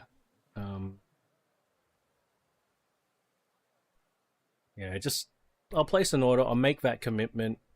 That should help with some motivation. That's the question, isn't it, RJ? That's the $100,000 question, literally.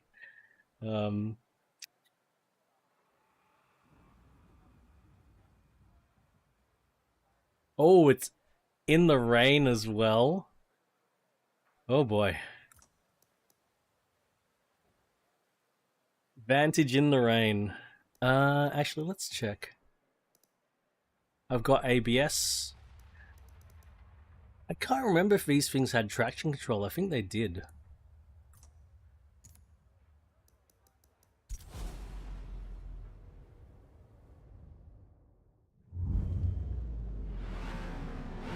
Oh man. Oh man. Oh dear. Hey, Mustang in front of me! And I stole it.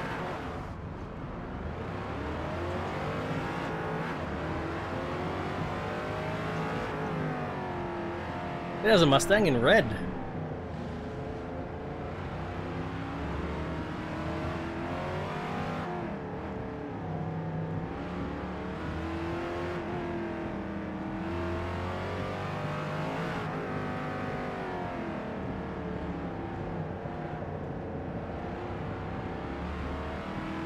Yeah. No, I'm with you there.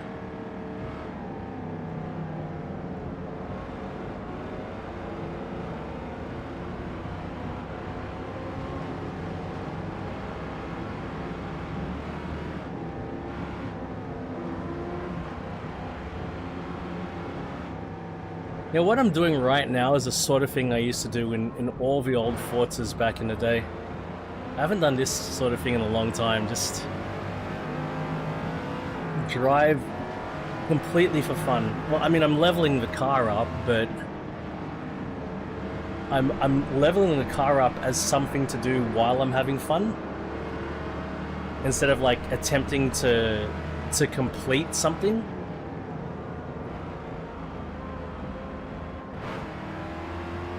Oh, cheers, man.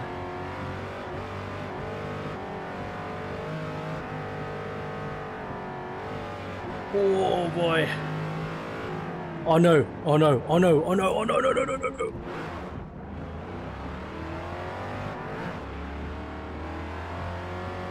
I think now we're doing the, we don't know which way we're going.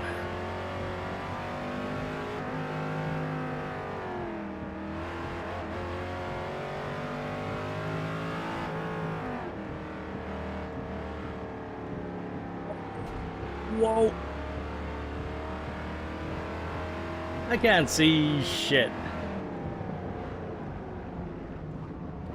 That's the 360. That's the car I just drove. Right in front of me.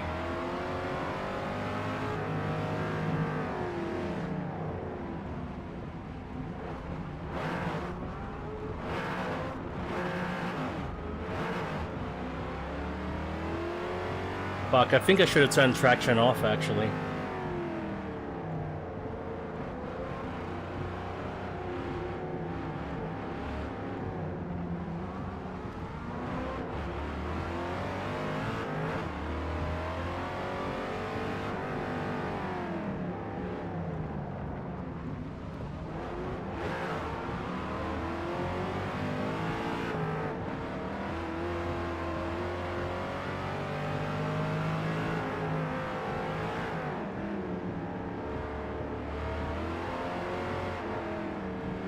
Get to pick the wheels with order?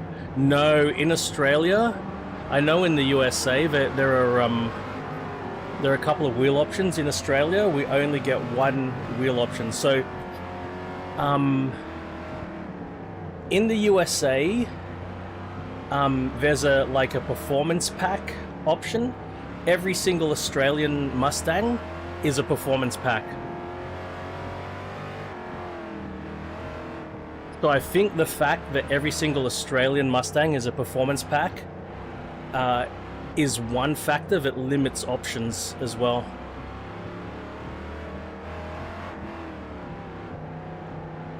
Yeah. So they've all got the red dot between the 5 and the 0. They all have the GT badge. Sorry, all Mustang GTs. I don't know shit about the EcoBoost Mustangs. I don't know a thing about them. I think the only thing I know about the EcoBoost Mustangs is that they're all auto. That's about all I know about them. This is the other direction.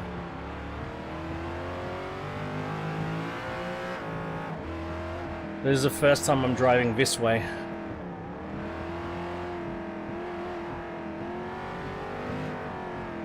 Well, all the direction changes are not very kind to this big heavy Aston.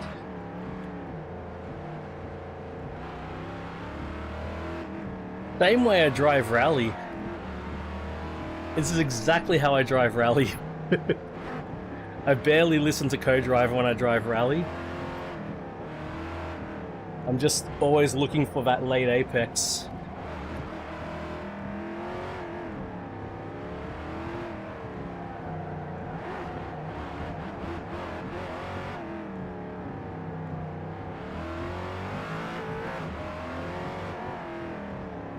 That's part of the reason I'm quite slow at rally, because I'm late apexing, which is not great. Because late apexing, that's really not great for stage time.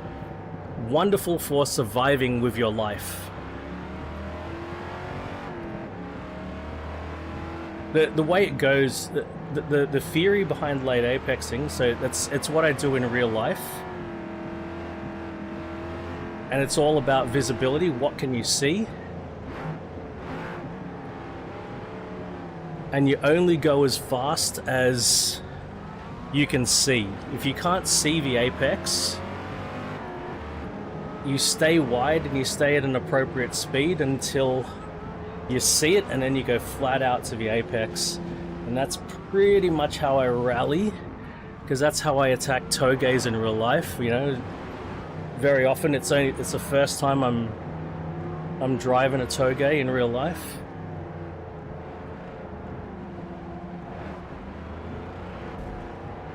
And you don't want to take a risk around the blind corner, and you don't know where the apex is. You don't know. Oh fuck. Well, that one I couldn't actually see the difference between the road and the wall, that one. Oh shit.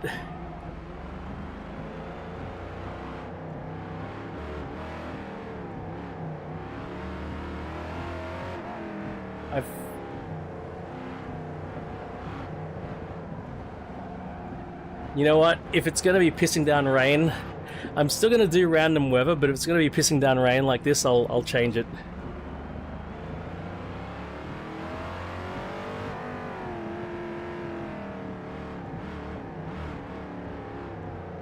Not ideal for the old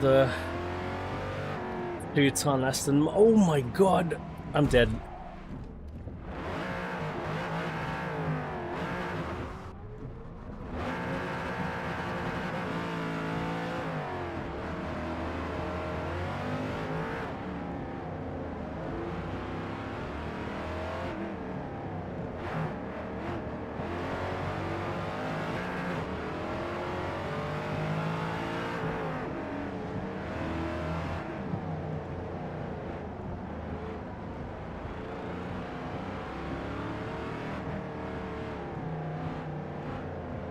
It's very helpful when there are other cars that are actually doing it, because you just see where the other cars are going. That helps a lot.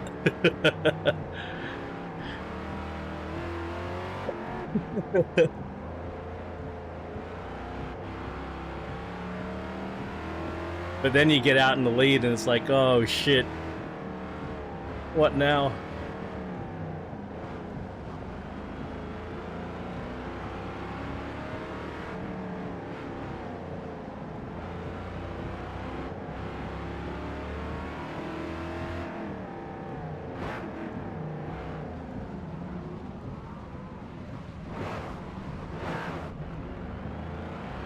Clutch dumping just doesn't work.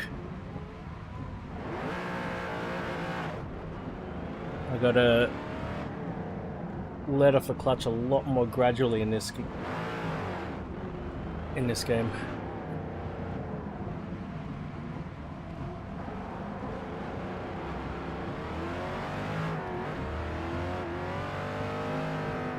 Oh boy.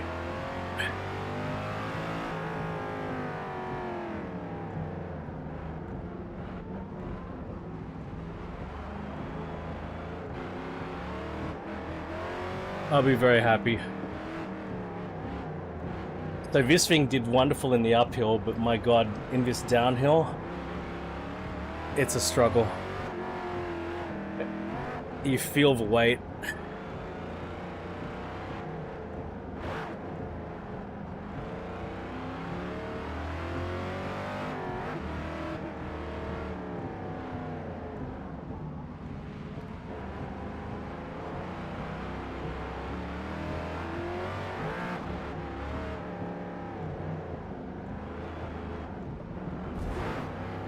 A little bit of a bump.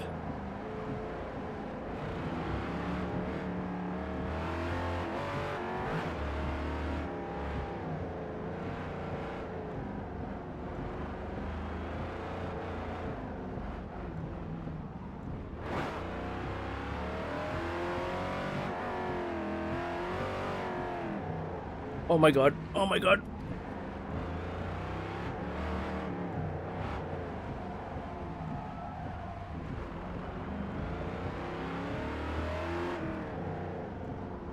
So now that I can't see that Mustang, there it is.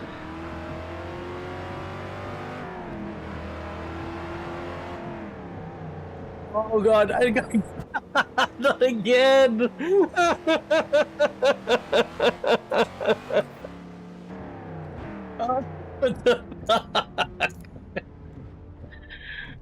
Oh shit.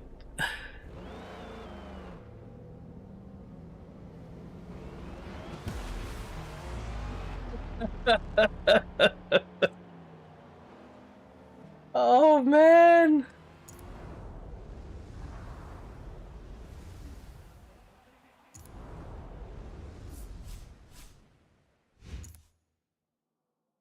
This time, okay. This time it was mainly because I couldn't see where the fuck I was going.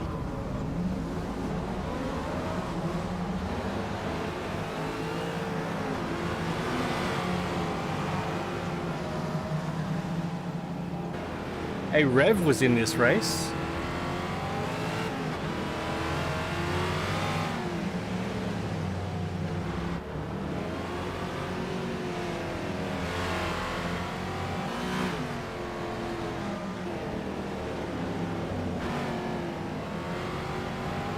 Fuck, it's an awesome car.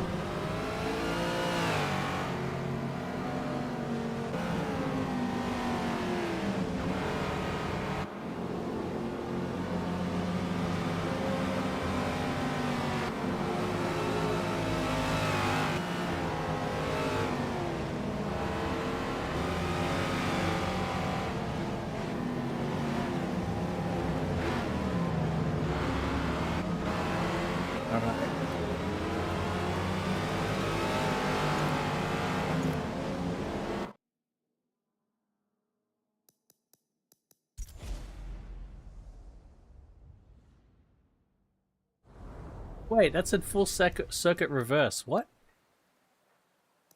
Oh, I'm so confused. Doesn't matter.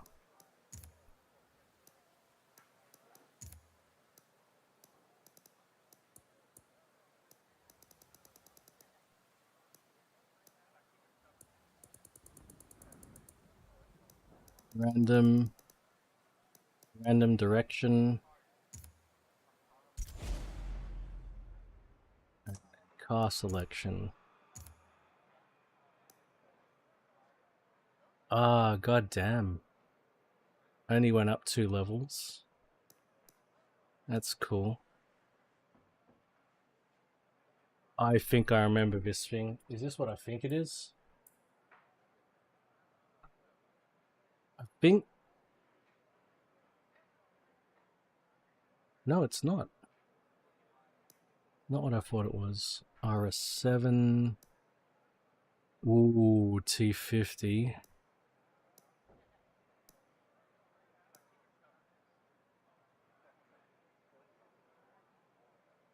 Hey, this looks stock.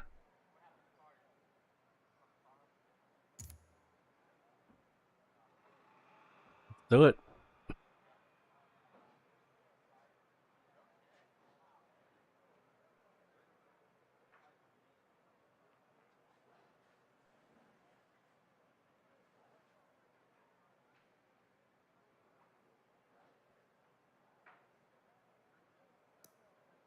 What are the weather conditions? Patchy fog. Okay, patchy fog. Let's do it.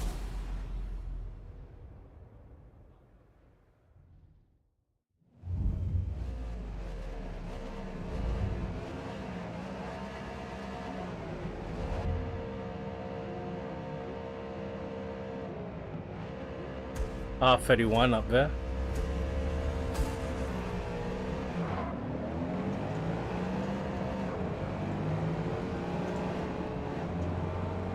Cheers, man.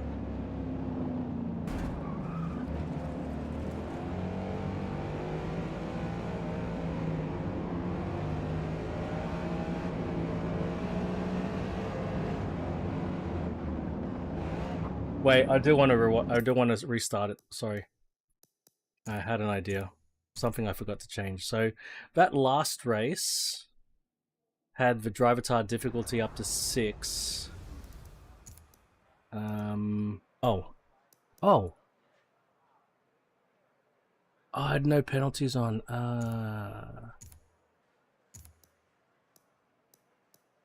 Buster. So this is the most difficult driver tar setup. Okay, there we go.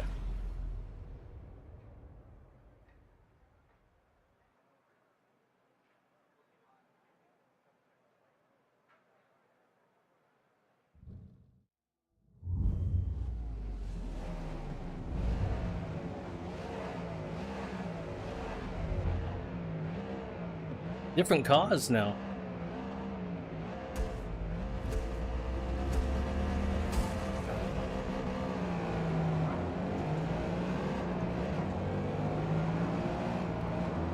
Awesome, man.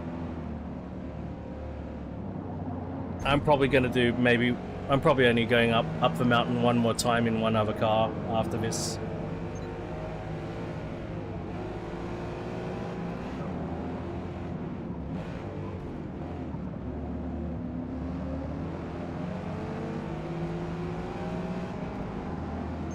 Then I need to do some productive stuff. Let's try to. Oh!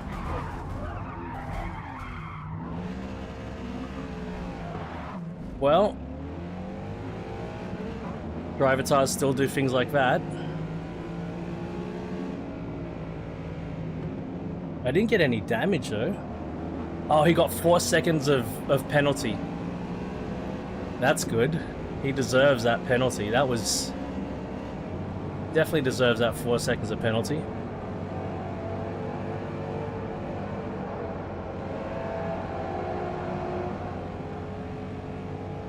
The tunnels sound great.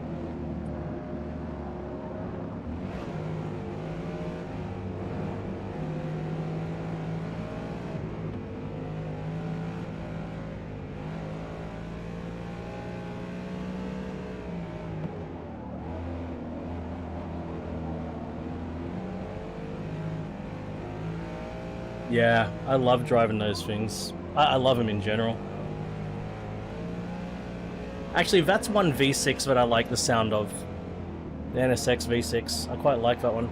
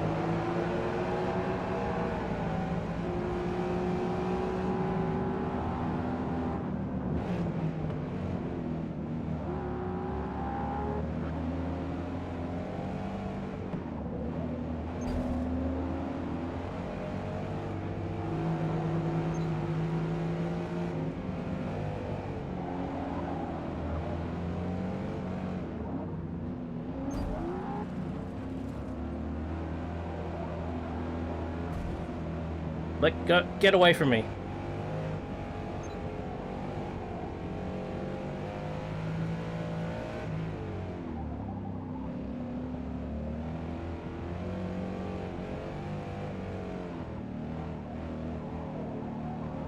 I was getting sick of being behind that R33.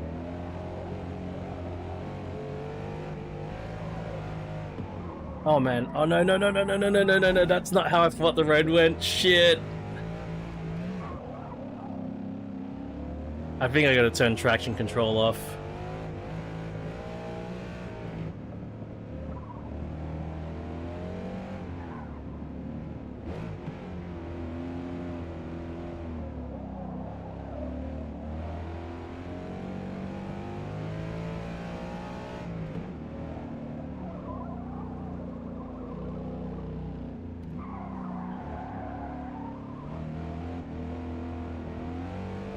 Ooh, I love how it transitioned from being clear to foggy. That was cool. That was really cool. And the fog is just up at that elevation. Then he dipped back under it. That is such a good touch.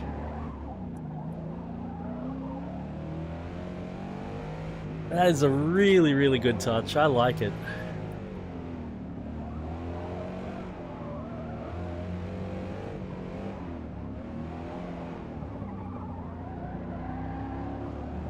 Oh boy. Looks like we're gonna struggle on the downhill again.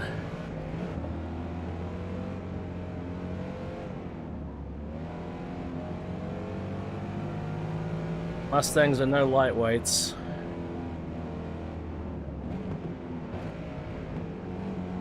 Oh my god, they were just on me. It's the R33 again.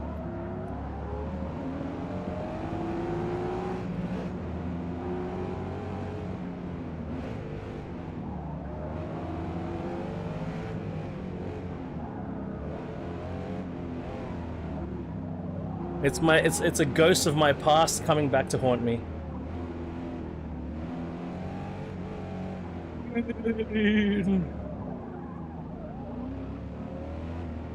You have forsaken us.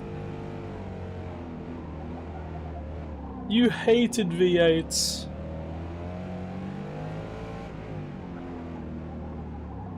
Raid.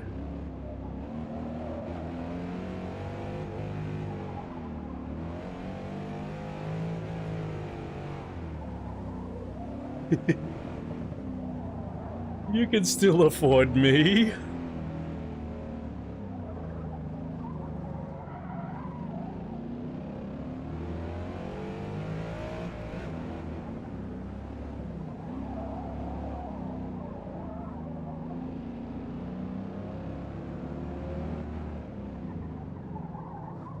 We made you. Without us, you are nothing.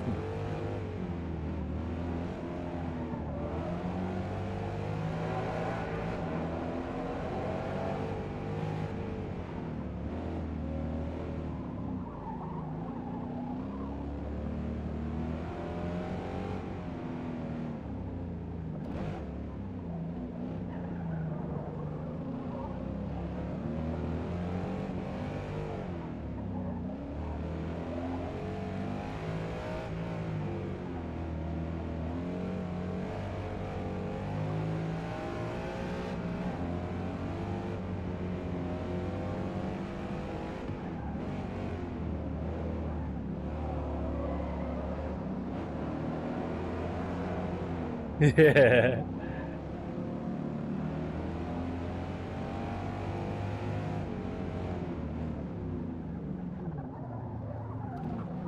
My love for R series skylines has never diminished, but it's part of my history, and nice to do different things.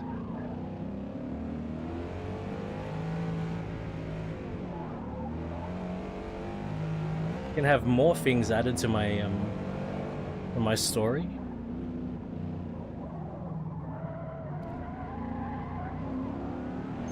Oh.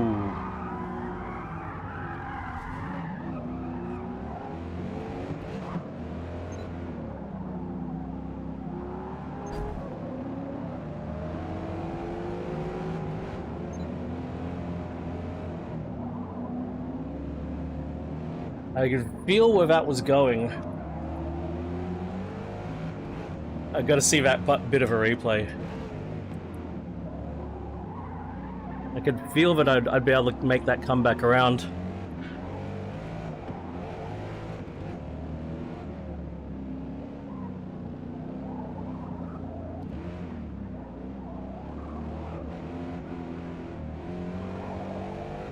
I'll skip to the downhill.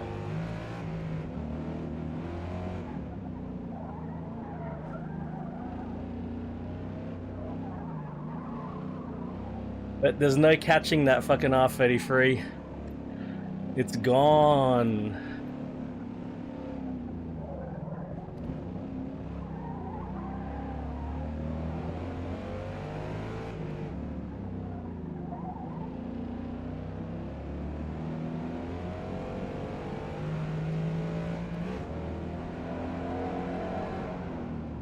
Not going in the pits this time. Not going in the pits!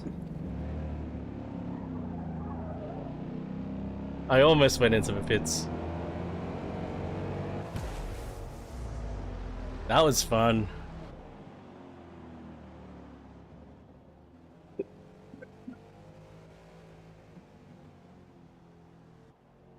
Hey, Pat was in here. Good stuff. Cheers, man. Yeah, I'll do one more drive, and I'll finish just a little bit after one.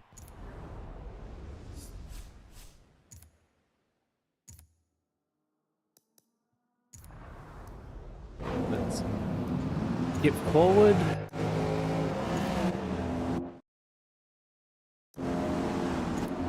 There's going to be a lot of skipping forward, I tell you. It's going to take a bit to get to the downhill.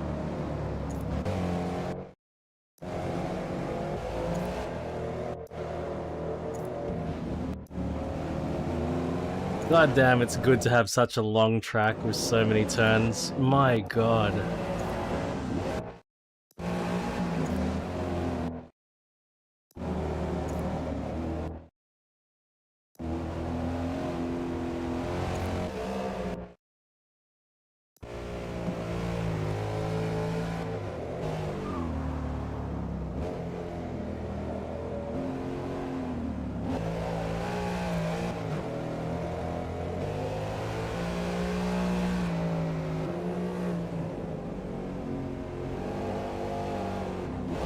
They've knocked it out of the park, but the sad thing is, we've been asking for a return to this for over 10 years. We've been waiting. How long?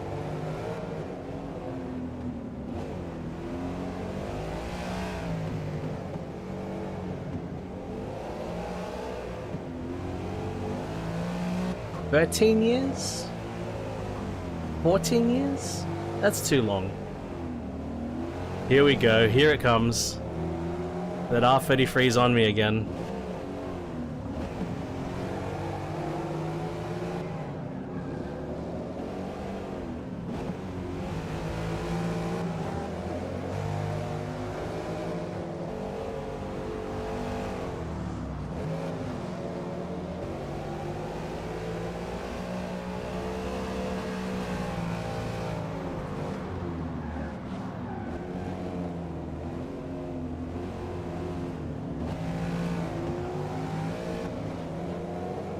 I have no doubt a good R33 and a Volkswagen Golf R would outhandle a Mustang on a road like this. I have no doubt.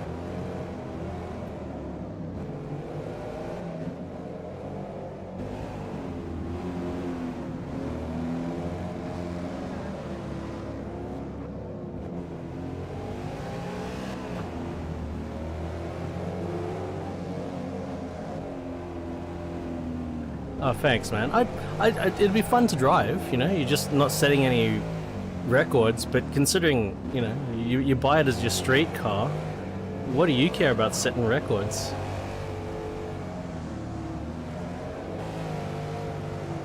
Yeah, yes.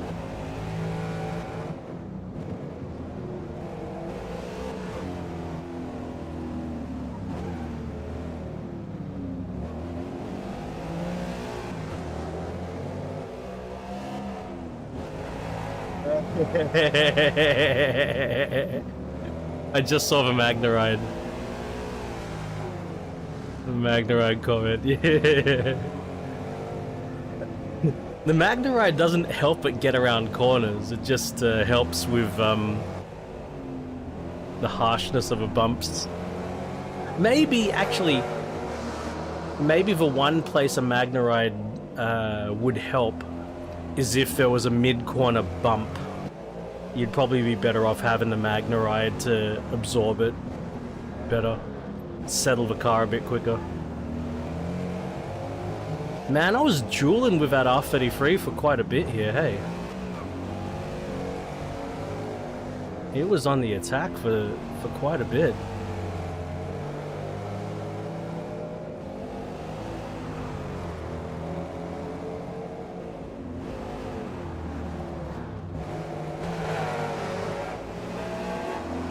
I don't like that shaky replay cam. Mate, the Golf even got ahead of the R33 for a bit. I didn't realize that. I thought it was always the R33 on my tail.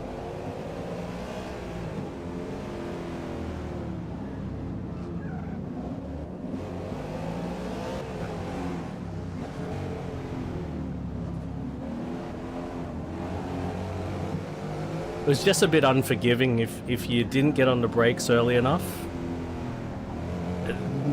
It was pretty like these conditions, that much elevation drop, that tight a corner, you're gone if you fuck it up.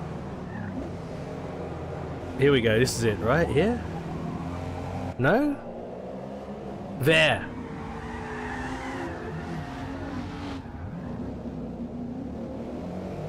Oh, what's...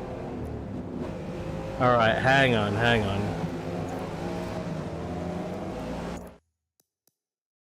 on a minute.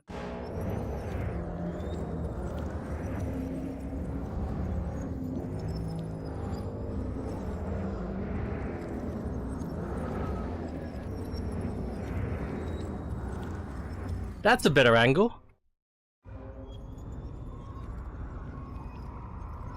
Oh, but it's not gonna last.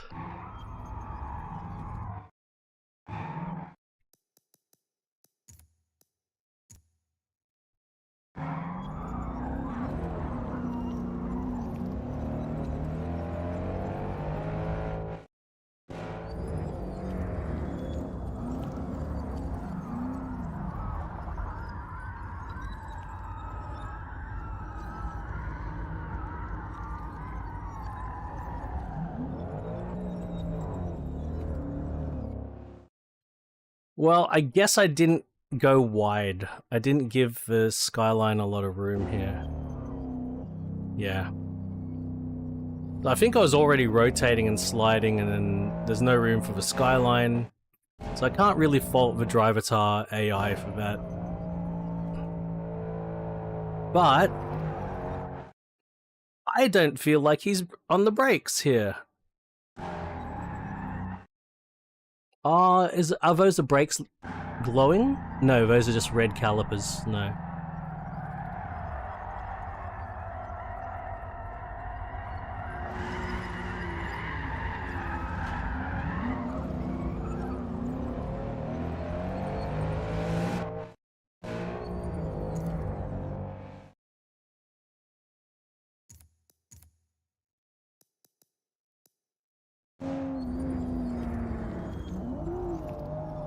Well, I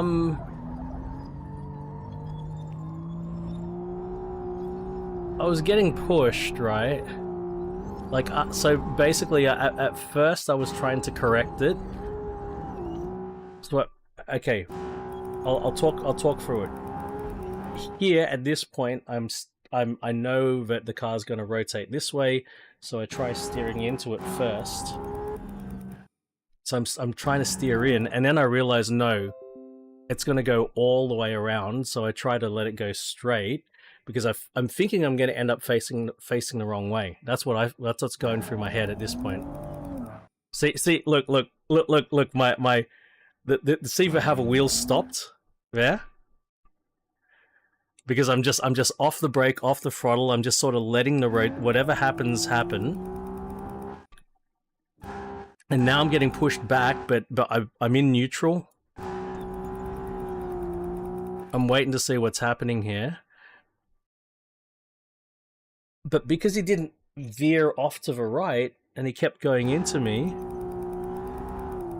yeah, he's pushing me along here, and then I'm starting to rotate the other way, and now I'm thinking, if this keeps on going, once I'm pointed a little bit, I'm starting to turn back again, and at this point, when he's broken free, I'm getting into first gear, ready to go again.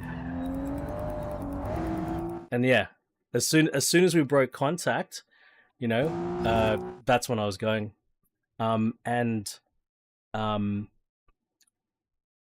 Years ago, I wouldn't have been able to do that when I used to play Forza Motorsport. I wouldn't have been able to do that, but because of all the rally and barrel rolling and crashing off jumps, right? Now when you start crashing, when you realize you're crashing, you can be more relaxed instead of being panicked about it. You're crashing, you're starting to crash. You can go, all right, well, you know, I'm spinning, I'm crashing. Your brain can already jump ahead to the point where you can start driving again. You can start thinking about, you're assessing the situation. When am I gonna, can I, oh, I can do this. And then as soon as you make that realization, I'm in the clear, I can go, and you do it. I don't know how else to describe it. When I snowboard, it's like when I snowboard, I know I'm going to fall. I expect I'm going to fall. So when I realize, oh, I'm falling, instead of like, oh shit, I'm falling, it's all like, oh, I'm falling. Yeah, I'm falling, and it's just like, all right, well, from this point, can I use my momentum to help me get back up again? I don't know. That's the best way I can explain it. Like, you just get accustomed to it happening, and it's not a big deal. So as soon as you detect it's happening, you sort of start to do things automatically. Are you gonna golf with Jug and Pat? Oh, Jug's daisying. I see.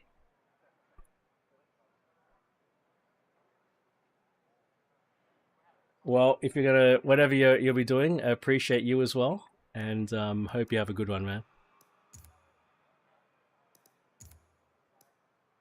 I'll do one more. I'll do one more, and I'll wrap. Hey, enjoy it, buddy.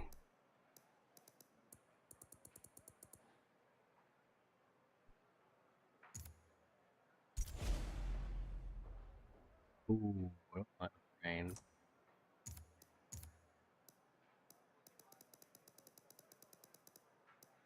Overcast, wet.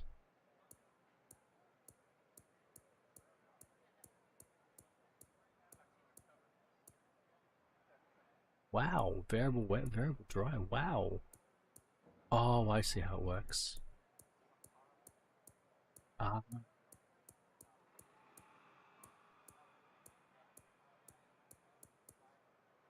let's try overcast, wet. Let's give it a go.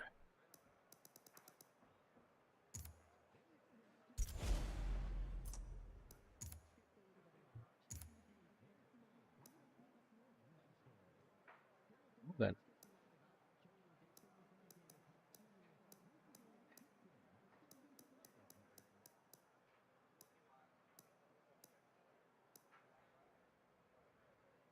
Yeah, that's fair.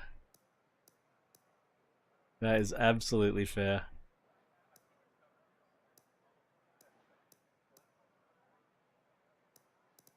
That Viper is wild. That's over 1,000 horsepower. Probably like 1,100 horsepower. No, no, no, no, no, no. She's a bit much.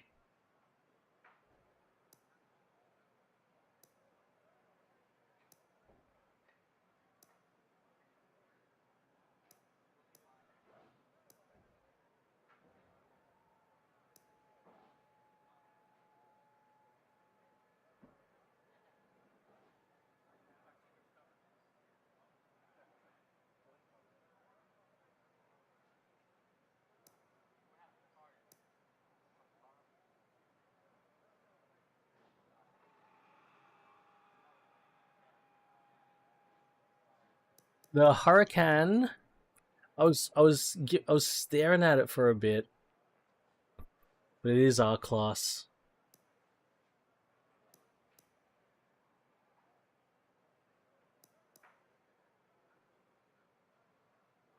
That looks standard. I sort of want to drive something very standard. That looks standard too. These two look very, very standard. Those are options. I think I've returned a lot of it. That's not standard. That's not standard. I think I've returned a lot of these back to standard. That's interesting. That looks standard.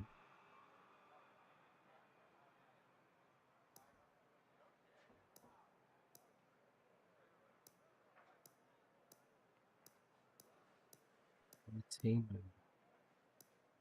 That's more powerful.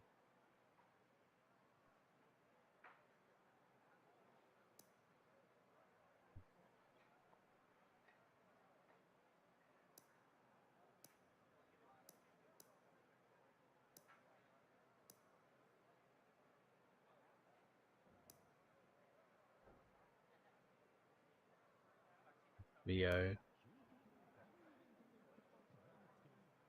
That is standard. But no, I've been driving heavy cars, not another heavy car. No. Something light. Something light.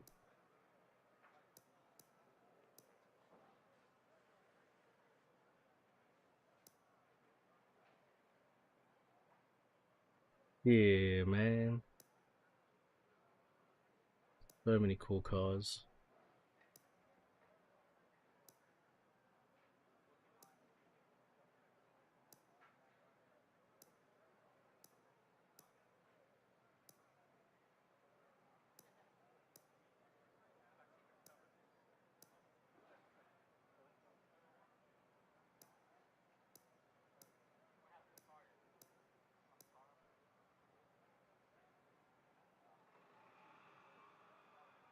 That's not standard.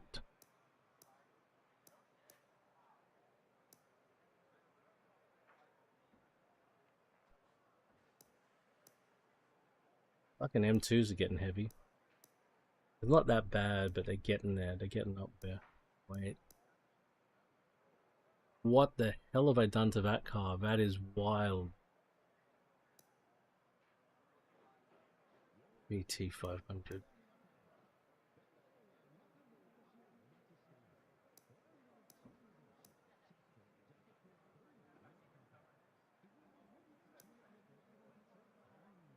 Driven a Ferrari. So no Ferraris, I've driven a Ferrari. That looks pretty standard.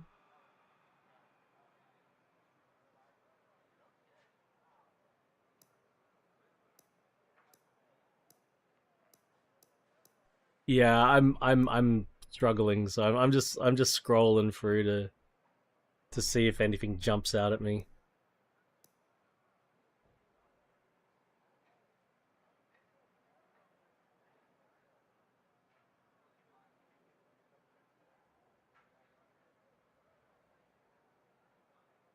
That's a contender.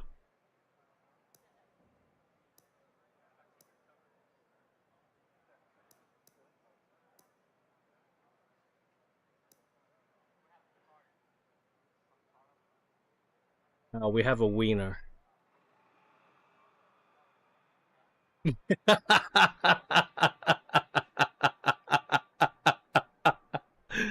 We have a wiener. Completely stock. You know, if I had a GTO, I would have driven it.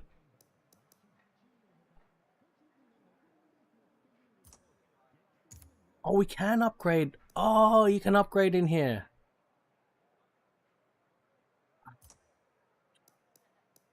I'll note that for next time. All right, final race. We have got ABS, no traction control. Oh. Yeah, exactly.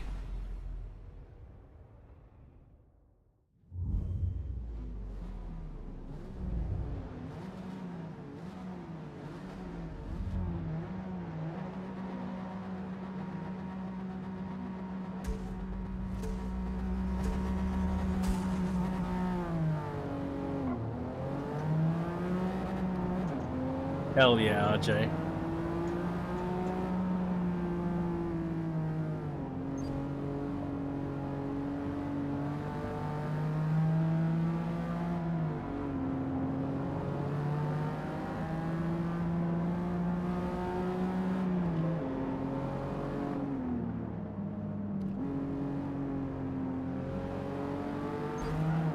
Oh.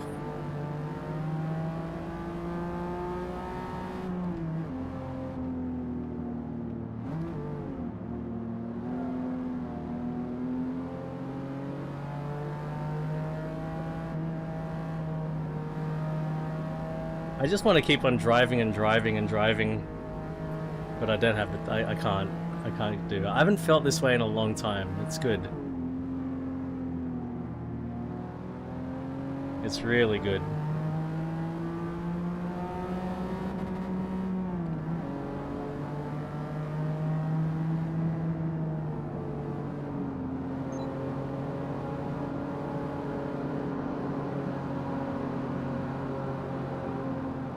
Cheers, man.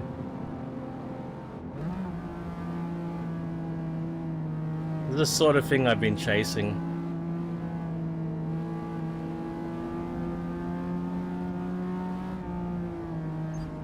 Oh, whoa. I had it for a bit with Assetto Corsa. When I was discovering Assetto Corsa, they've got a lot of nice hill climb and toge tracks, including some that, you know, you can't find anywhere else, especially like the Transfigurassen. That is such an amazing road. The main thing I got tired of with Assetto Corsa was that the mod cars, really. The quality of the mod cars was so variable.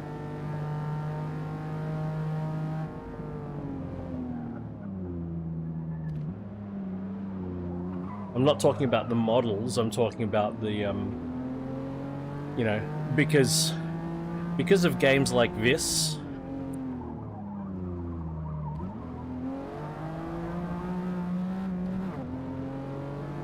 right, because of games like this, with massive rosters of cars, people were able to rip the car models out of the game and then modify them to use them in Assetto Corsa. So a huge amount of car models from Forza have ended up in AC. Massive number.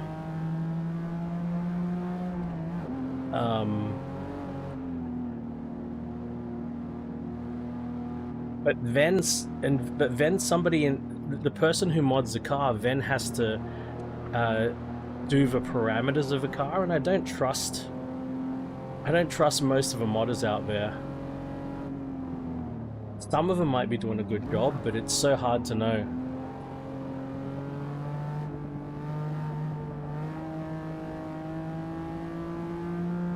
I just got tired of it.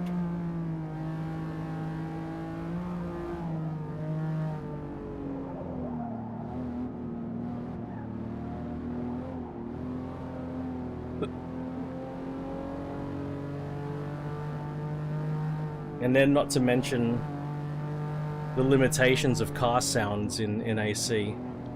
Most modders would just have to recycle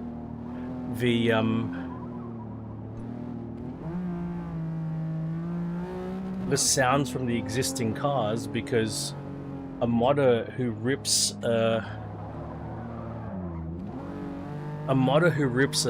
car model from another game to put in Assetto Corsa does not have the resources to record and then synthesize the sounds needed. And while the car models were easy enough to rip and convert, the same could not be said for the sounds. That was not something that was easily achievable.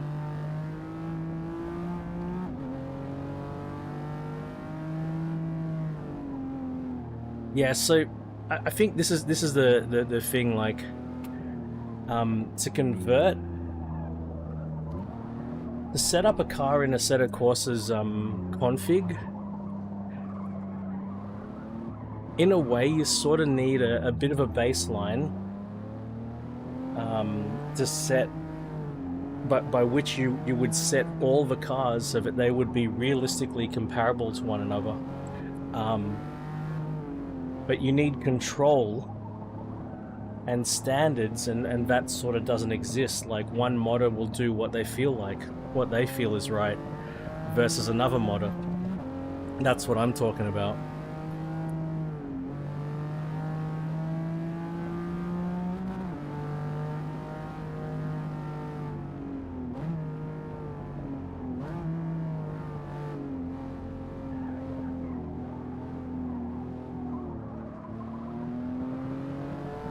So it looks like the Drivatars, it's not just, this is something I wanted to test out, it's not just me driving a heavier car. The Drivatars are actually really good at the downhill. They're better at the downhill than they are at the uphill.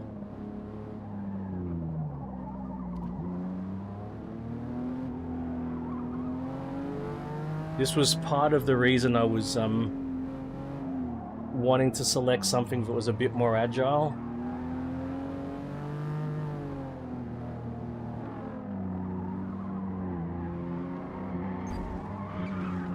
Ah, same spot, but the roles are reversed.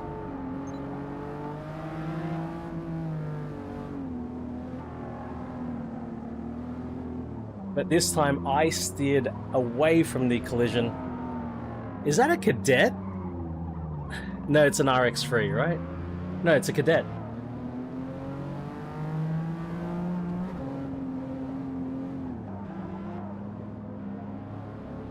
It's fucking Joe Valor.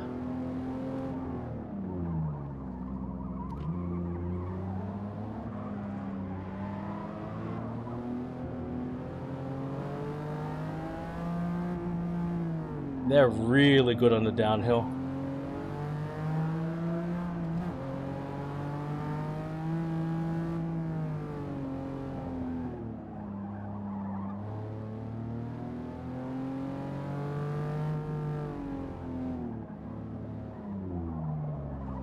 I just can't get the cars to turn in. If I go as fast as they are.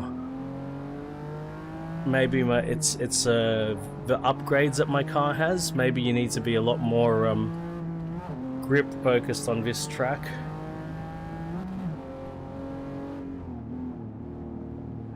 To be successful in a downhill, I think I'm focused a bit too because these cars are. Well, actually, this car could be stock. I don't know if this is stock or it's got some mods. Oh god. Considering that this is hardest difficulty driver tires, I'm sort of okay with how I'm doing, considering how long it's been.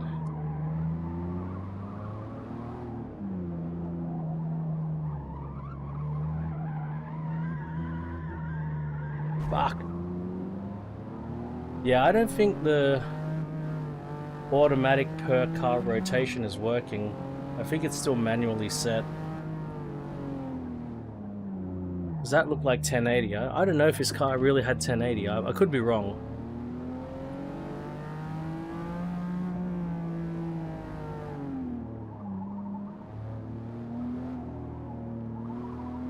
I'm gonna load up one more car.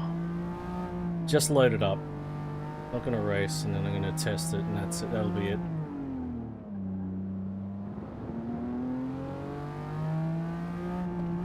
A bit over. Oh, that's alright. It's a special day.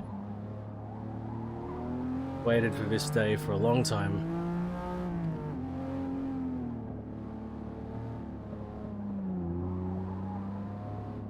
Drive this track finally with a steering wheel and motion platform.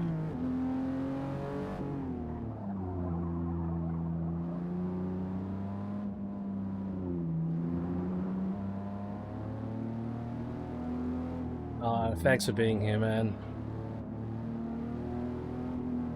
You know, because I was going live at a unscheduled time, I was like, I was wondering if anybody would even be able to show up.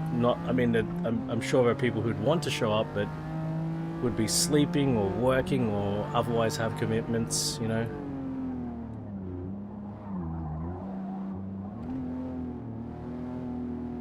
When people do unscheduled streams, like, you know,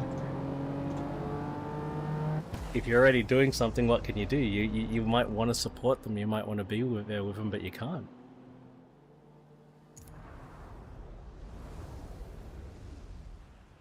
Condescending backpats. Ooh. Alright, just gonna quickly load up a car.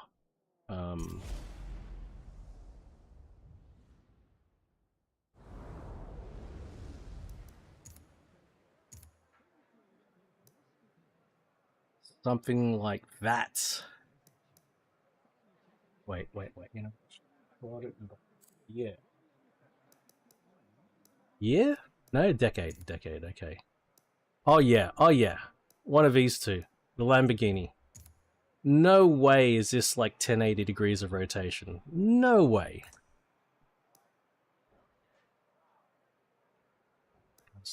Can you load up so I can... It's hiding the loading screen. Look at that. I can't start the race because it's loading. Oh shit, what happened to my... My wheel cam was off.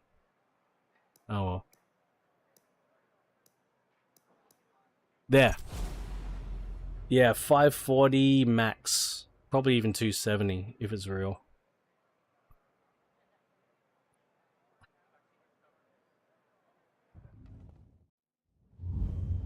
Ataned's playing RBR on Twitch.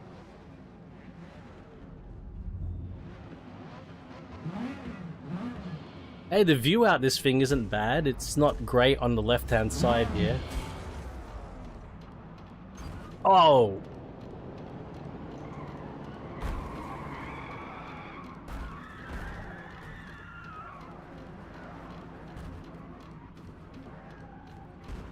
Oh! Look! It is working! It's a bit over 360. Yeah! That's it.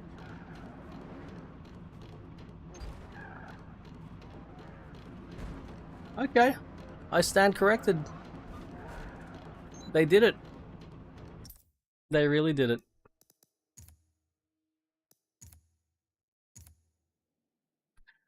Alright, folks, I will wrap up there. Thanks to everybody who joined and kept me company.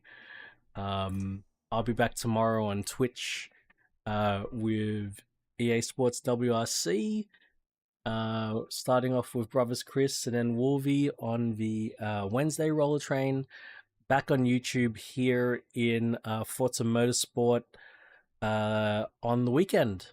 On my Sunday, probably your Saturday. I'll hopefully I'll be catching you guys somewhere on Twitch. Have a great rest of your week, guys. Bye for now. Of course, no problem, RJ. Real life has got to be real life. Ciao, guys.